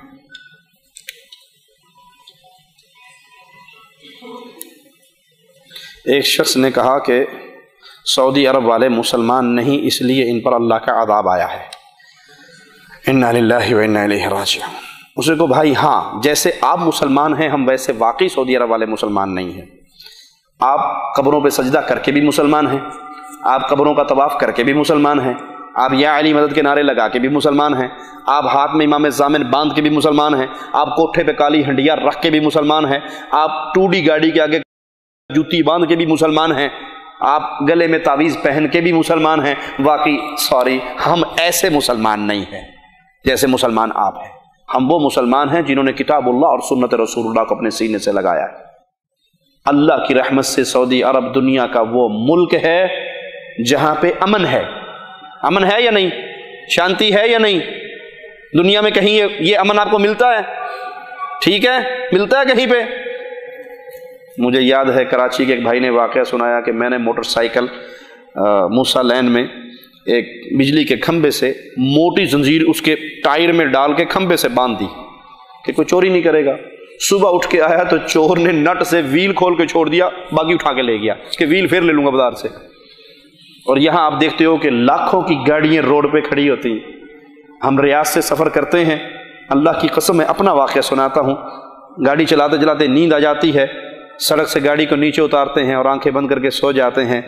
زبان حال سے خادم حرمین شریفین کے لیے دعائیں نکلتی ہیں کہ اللہ نے جو امن یہاں پہ عطا فرمایا ہے وہ امن کسی اور ملک کو نصیب کیوں امن ملا ہوا ہے پتہ ہے؟ قرآن سے پوچھو، قرآن بتائے گا کیوں امن ملا ہے۔ جو ایمان لانے کے بعد شرک نہ کریں، اولئک لہم الامن وہم مہتدون، جو شرک نہیں کرتا اللہ اس کو امن بھی دیتا ہے، ہدایت بھی دیتا ہے۔ ہمارے ملکوں کے اندر ساری نعمتیں موجود ہیں، توحید کی نعمت، کہیں کالا جھنڈا، کہیں ساوی جھنڈی، کہیں بابا جی، کہیں بیبے جی۔ ایک بی بی کی فیس بک پہ آج کل بڑی مشہوری چل رہی ہے، اس کے ہاتھ پہ وہ کہتے ہیں کہ ایک ہاتھ پہ اللہ لکھا ہوا ہے، ایک ہاتھ پہ محمد لکھا ہوا ہے۔ اللہ محمد والی صاحبہ مائی صاحبہ سے آ کے دم کرواؤ، دعا کرواؤ، تعویذ لو، اس کے اللہ محمد دونوں ہاتھوں پہ لکھا گیا، کرامت ہو گئی۔ اس کو نہیں پتا تھا کہ سننے والوں میں کوئی وابی بھی ہوگا، وہ یہی سمجھتے سنی چ سبحان اللہ، نعرہ رسالت، کوئی عقل مند بھی سن لے گا۔ بھائی اس بی بی سے پوچھو، تیرے ایک نام پہ اللہ، ایک ہاتھ پہ اللہ، ایک ہاتھ پہ محمد، استنجے کے لیے تو نے خادمہ رکھی ہوئی ہے، طہارت کے لیے کیا کرتی ہے؟ شرم نہیں آتی تمہیں اللہ اور اس کے رسول کے ساتھ مذاق کرتے ہوئے؟ بھائی بائیں ہاتھ سے طہارت کرو گی تو یہاں محمد کا نام لکھا ہوا ہے صلی اللہ علیہ وسلم، تم سے بڑا بھی کوئی ظالم گستاخ ہوگا؟ دائیں ہاتھ سے لوٹا پکڑو گی، ناپاک اس پہ گندگی لگی ہوئی ہوگی تو یہاں اللہ کا ہمیں تو حکم ہے کہ قرآن حکیم کا کوئی ورقہ بھی آپ کی جیب میں ہو تو حمام میں لے جا سکتے نہیں لے جا سکتے، اور تم اللہ محمد اپنے ہاتھوں پہ خود چھاپ کے اس کو کرامت بنا کے دنیا کمانے کے لیے اللہ اور اس کے رسول کی توہین کرتے ہو۔ تمہارے اوپر جو عذاب آیا ہوا ہے اللہ اس عذاب سے مسلمانوں کو نہیں چاہتے۔ آیا ہوا ہے یا نہیں؟ مسجدیں اللہ کے لیے ہوتی ہیں، کیا مسجدوں میں خودکش حملے نہیں ہوتے؟ جی کیوں شیخ حافظ صاحب، مسجدوں میں خودکش حملے نہیں ہوتے؟ امام باڑوں میں خودکش حملے نہیں ہوتے؟ ارے جناز گاہوں پہ خودکش حملے، بندہ مر گیا، 50 بندے اس کا جنازہ پڑھنے کے لیے آ رہے ہیں اور ایک ظالم مجرم آ کے وہاں پہ اپنے آپ کو پھاڑ دیتا ہے، خودکش حملہ کرتا ہے۔ ایک تو مرا ہی مرا تھا جو اس کی دعا کرنے کے لیے آئے تھے، 20 ان میں سے بھی مر گئے۔ اس سے بڑا کوئی عذاب ہوگا؟ یہ عذاب ہے اس لیے کہ تم نے اللہ کی توحید کے اندر شرک کو ملا دیا ہے۔ تم نے پوجنے کے لیے مجھے جیلم کا وہ بوہڑ کا درخت، اس کی ویڈیو میرے پاس موجود ہے، پیر جی کی قبر نہیں ہے، خالی بوہڑ کا درخت ہے، اس کے نیچے بھی چراغ جلے ہوئے اور دھاگے بندھے ہوئے ہیں۔ میرے پیارے حبیب کو نئے نئے مسلمان ہونے والے صحابہ نے کہا تھا جس طرح ان مشرکین کا درخت ہے ذات انوات ہمارے لیے بھی ایک بنا دیجئے، آپ نے کہا تھا یہ ایسے ہی ہے جیسے موسیٰ کی قوم نے کہا تھا ہمارا بھی ایک الہ بنا دیجئے۔ انہوں نے پوجا نہیں تھا اس درخت کو، تم تو بورڈ کے درخت کو پوجتے ہو۔ تو سعودی عرب کے اندر توحید کی وجہ سے امن ہے، اور جو جو ملک توحید کو غالب کرے گا اللہ اس کو ویسے ویسے امن سے نوازتا جائے گا۔ جس کا اللہ مولا اس کا علی مولا، جس کا علی مولا اس کا پیارے نبی صلی اللہ علیہ وسلم کی صحیح حدیث ہے، جس کا میں مولا اس کا علی مولا، حدیث صحیح ہے۔ جس کے نبی صلی اللہ علیہ وسلم جس کے مولا ہیں، علی بھی اس کا مولا ہے۔ ہم محمد کو بھی مولا مانتے ہیں صلی اللہ علیہ وسلم، سیدنا علی کو بھی مولا مانتے ہیں، لیکن بات پوری سنا کرو، ملنگ کے راستے پہ نہ چلا کرو۔ ملنگ سے کسی نے کہا کہ نماز پڑھا کر، کہتا پاگل بے وقوف، نماز پڑھا کر، قرآن میں لکھا ہے یا ایھا الذین آمنوا لا تقربوا الصلاۃ، ایمان والو نماز کے نزدیک بھی نہ جانا۔ اس نے کہا آگے تو پڑھو وانتم سکارا، جب نشے میں ہو تب نہ جانا، کہتا ملنگ تو 24 گھنٹے ٹون ہوندا ہے، آگے تو پڑھو وانتم سکارا جب نشے میں ہو، کہا اتنی پہ میں عمل کرتا ہوں باقی پہ تو عمل کر لے۔ بھائی جس کے نبی مولا اس کے علی مولا، صحیح ہے۔ کیا معنی اس کا؟ جو محمد سے محبت کرتا ہے وہ علی سے محبت کرے۔ مولا بمعنی دوست، مولا بمعنی محبوب۔ پیارے نبی نے فرمایا علی تجھ سے مومن محبت کرے گا، منافق بغض کرے گا۔ ہم علی سے محبت کرتے ہیں، حسن حسین سے محبت کرتے ہیں، پیارے حبیب سے محبت کرتے ہیں۔ اگر بمعنی مالک لیتے ہو اللہ مولانا، تو مالک اللہ ہی ہے۔ محمد کریم کا مالک بھی اللہ ہے، سیدنا علی کا مالک بھی اللہ ہے۔ بمعنی مالک میں اللہ تنہا و یکتا ہے، اور بمعنی مولا میں اللہ کے نبی نے اور صحابہ کو بھی یہ کہا تھا۔ تو اس سے مراد دوستی اور محبت ہے، نہ کہ مالک ہونا۔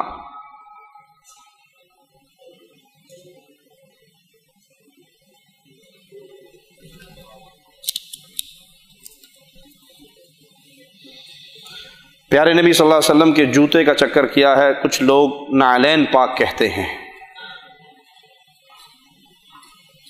نعلین عربی میں ہے، نعلین عربی زبان میں، جوتا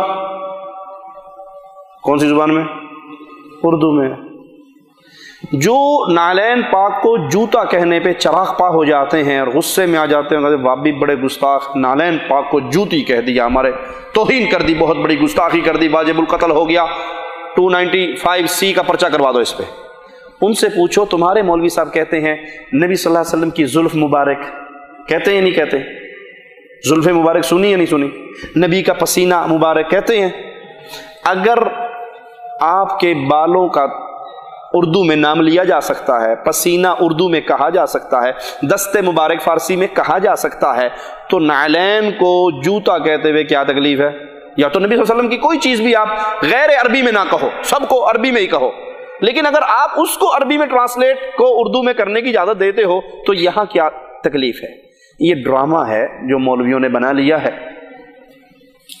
میں پچھلے 2 مہینے پہلے UK میں تھا، تو میں نے وہاں دیکھا جس طرح عیسائیوں نے کرسمس پہ وہ سبز رنگ کا ایک کرسمس ٹری بناتے ہیں اور اس پہ لائٹنگ لگاتے ہیں، بالکل اس کے مقابلے مسلمانوں نے نعلین مبارک لگایا اور پوری لائٹیں، اور ظلم کی انتہا شیطان نے ان سے کیا کروائی، نعلین بنا کے، چلو میں جوتا نہیں کہتا، نعلین کہتا ہوں، آپ کی بات میں، نعلین بنا کے ادھر اللہ اور ادھر محمد، نعوذ باللہ ثم نعوذ باللہ۔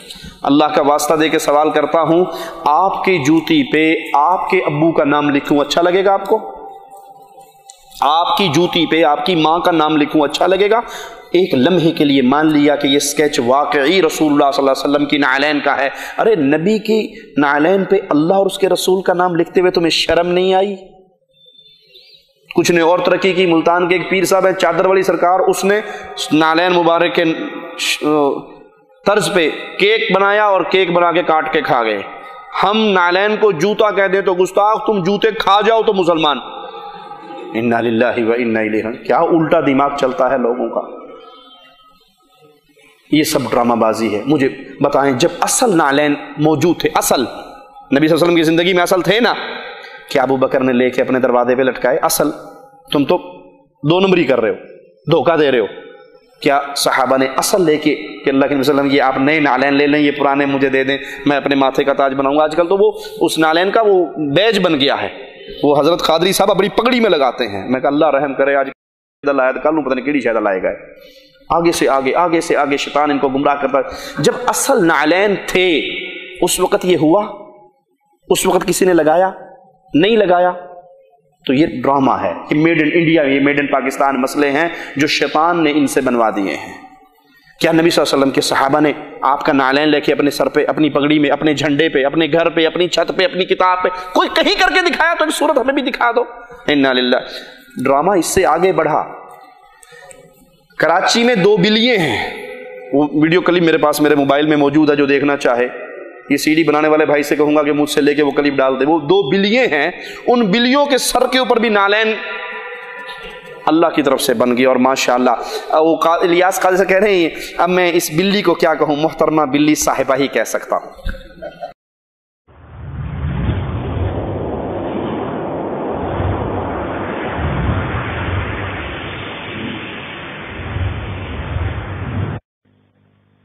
عموماً ہم نے چاند پر نقشے نالے پاک دیکھا ہے، لیکن یہ بلی کے سر پر نالے پاک کا نقش ظاہر ہے۔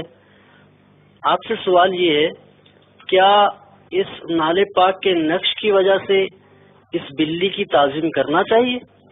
اور کیا نالے پاک کے نقش کی وجہ سے بلی کو اگر ہم کچھ کھلائیں تو کیا اس کا بھی ثواب ملے گا؟ جواب عنایت فرمائیں، جزاک اللہ خیرہ۔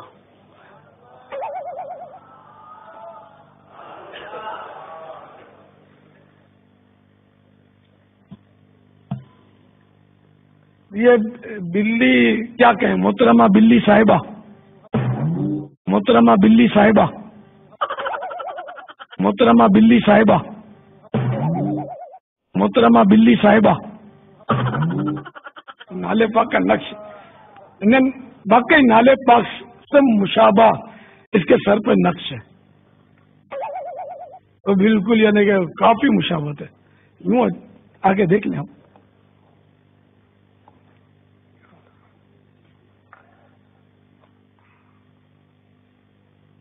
کافی مشابہت ہے بہت۔ ہاں پاپا یہ 2 بچے الگ الگ ہیں، 2 بلی ہیں، یہ دو بچے اور دونوں کے سروں پر یہ نشان ہے، کورنگی میں ہے ہمارے۔ اچھا جی پاپا، کورنگی شریف ہم پرانا کی بلی ہے یہ۔ مرحبا۔ ایک تو یہ جس کی آنکھیں نیچے ہیں، اچھا یوں کفل مدین آنکھوں کا۔ واہ، صلو علی الحبیب صلی اللہ تعالی علی محمد۔ اچھا اب یہ بلی محترمہ بلی صاحبہ جو ہیں، تو اب ان کے پیشانی پر نالے پاک کے مشابہ نقش بنا ہوا ہے، ٹھیک ہے نا؟ تو اب یہ سمجھ کر کے یہ نالے پاک سے مشابہ ہے، اگر کوئی احترام کرتا ہے یا اس کو چومتا ہے تو انشاءاللہ ثواب کا حقدار بنے گا، جبکہ نیت وہی کہ تعظیم مصطفیٰ کی نیت سے کہ سرکار صلی اللہ تعالی علیہ وآلہ وسلم کے نالے پاک کی طرح کا اس کے سر پہ نقش بنا ہوا ہے، اور اب اس نسبت سے اس کی خدمت کرے گا، کھلائے گا، پلائے گا، تو ویسے بھی بلی کو کھلانا پلانا ثواب کا کام ہے، اللہ کی رضا کے لیے پلائے، اور ساتھ میں ایک نیت یہ بڑھا لیتا ہے کہ چونکہ اس کے کی پیشانی پر نالے پاک کے نقش کی طرح کا وہ نقش ملتا جلتا بنا ہوا ہے، تو وہ مزید اس سے محبت کرے، کہ یہ عاشقان رسول کی ایک مجبوری ہے، سمجھ لیں کہ جب اس کو عاشقان رسول کو محبوب کی کہیں نشانی ملتی ہے تو بس اس پر یہ فدا ہوتے ہیں، واری واری ہوتے ہیں۔ انا للہ و انا الیہ راجعون۔ میں کہا اور مزار تو بنے تھے بندوں کے، اے مریاں تے انہاں دا بڑا بڑا مزار بنے گا، کیونکہ ان کے سر پہ قدرتی طور پہ معجزہ ہوا اور نالین مبارک بلیوں کے ماتھے پہ آ گیا۔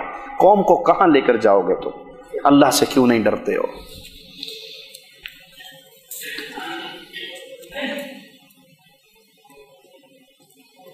میرے ماں باپ پر قرض، اور میری خواہش ہے جو میری زکوٰۃ ہے، میری تنخواہ ہے، وہ جمع کر کے قرض اتاروں، زکوٰۃ وغیرہ نہ کروں، کیا یہ ٹھیک ہے کہ زکوٰۃ سے بہتر ہے میں والدین کا قرض اتاروں؟ آپ کی جو تنخواہ آتی رہے اس کو اتنے حصہ قرض میں دیتے رہو تو جناب بچے گی تو نہ زکوٰۃ ہوگی. اگر اکٹھا کر کے رکھو گے اور اس پہ سال پورا ہوگا اور وہ نصاب کو پہنچے گی تو زکوٰۃ دینی پڑے گی. کیا ماں باپ کے لیے حج یا عمرہ بدل کر سکتے ہیں؟ اگر ان کے اوپر حج فرض ہے اور وہ بیمار ہیں اور صحت والے نہیں ہیں اور آپ ان کی طرف سے اپنا حج کر لیا ہے تو ان کی طرف سے ادا کر دیں. کسی شخص کو نماز پڑھنے کی دعوت دی جائے تو وہ کہتا ہے حقوق العباد پورے کرو، حقوق اللہ تو معاف ہو جائیں گے. انا للہ و انا الیہ راجعون. یہ شیطان نے دھوکہ دیا ہوا ہے. حقوق اللہ ایسے حقوق جس سے انسان کافر بن جائے ادا نہ کرتے ہوئے قطعاً معاف نہیں ہوں گے. حقوق العباد بہت ضروری ہیں لیکن کچھ ایسے حقوق ہیں اسلام کے جس کے چھوڑنے سے بندہ کافر ہو جاتا ہے، اور ان میں سے ایک نماز بھی ہے. نماز کا مستقل تارک کافر ہے، اس کا شمار قیامت کے دن فرعون و حامان کے ساتھ ہوگا. خود لذتی کے بارے میں کسی نے پوچھا ہے، یہ بہت بڑا گناہ ہے، اس سے توبہ کیجیے.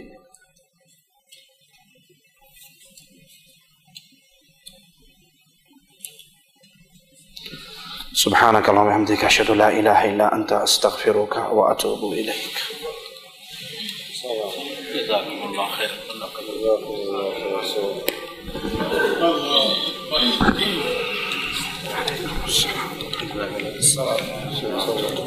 السلام علیکم ورحمۃ اللہ وبرکاتہ. الحمد للہ وحدہ والصلاة والسلام علی من لا نبی بعدہ. اما بعد، یہ تھے جناب فضیلت الشیخ سید توصیف الرحمان راشد حفظہ اللہ ان کو اس مدلل بیان پر جزائے خیر دے. اللہ سب کی حاضری قبول منظور فرمائے. سامعین محترم، کل جمعرات کو scan bin Laden Jama Masjid محمد بن لادن میں جناب فضیلت الشیخ عبید الرحمان اعظم صاحب، یہ مولانا محمد اعظم سمجھ نہیں لگی تنخواہ جو آتی رہے ویسے ویسے قرض کی قسط بنا کے ادا کرتے رہو. ہاں جی، نہ بچے گا نہ زکوٰۃ ہوگی. کے بعد کا پروگرام اناؤنس کر دینا ہم لوگ جمعرات کا، اگلی جمعرات کا جناب عبید الرحمان اعظم صاحب کا احسان پر بیان ہوگا. اور اگلے جمعرات کو ہفتے کے بعد اسکان بن لادن محمد جامع مسجد بن لادن میں جناب فضیلت الشیخ طیب الرحمان زیدی صاحب کا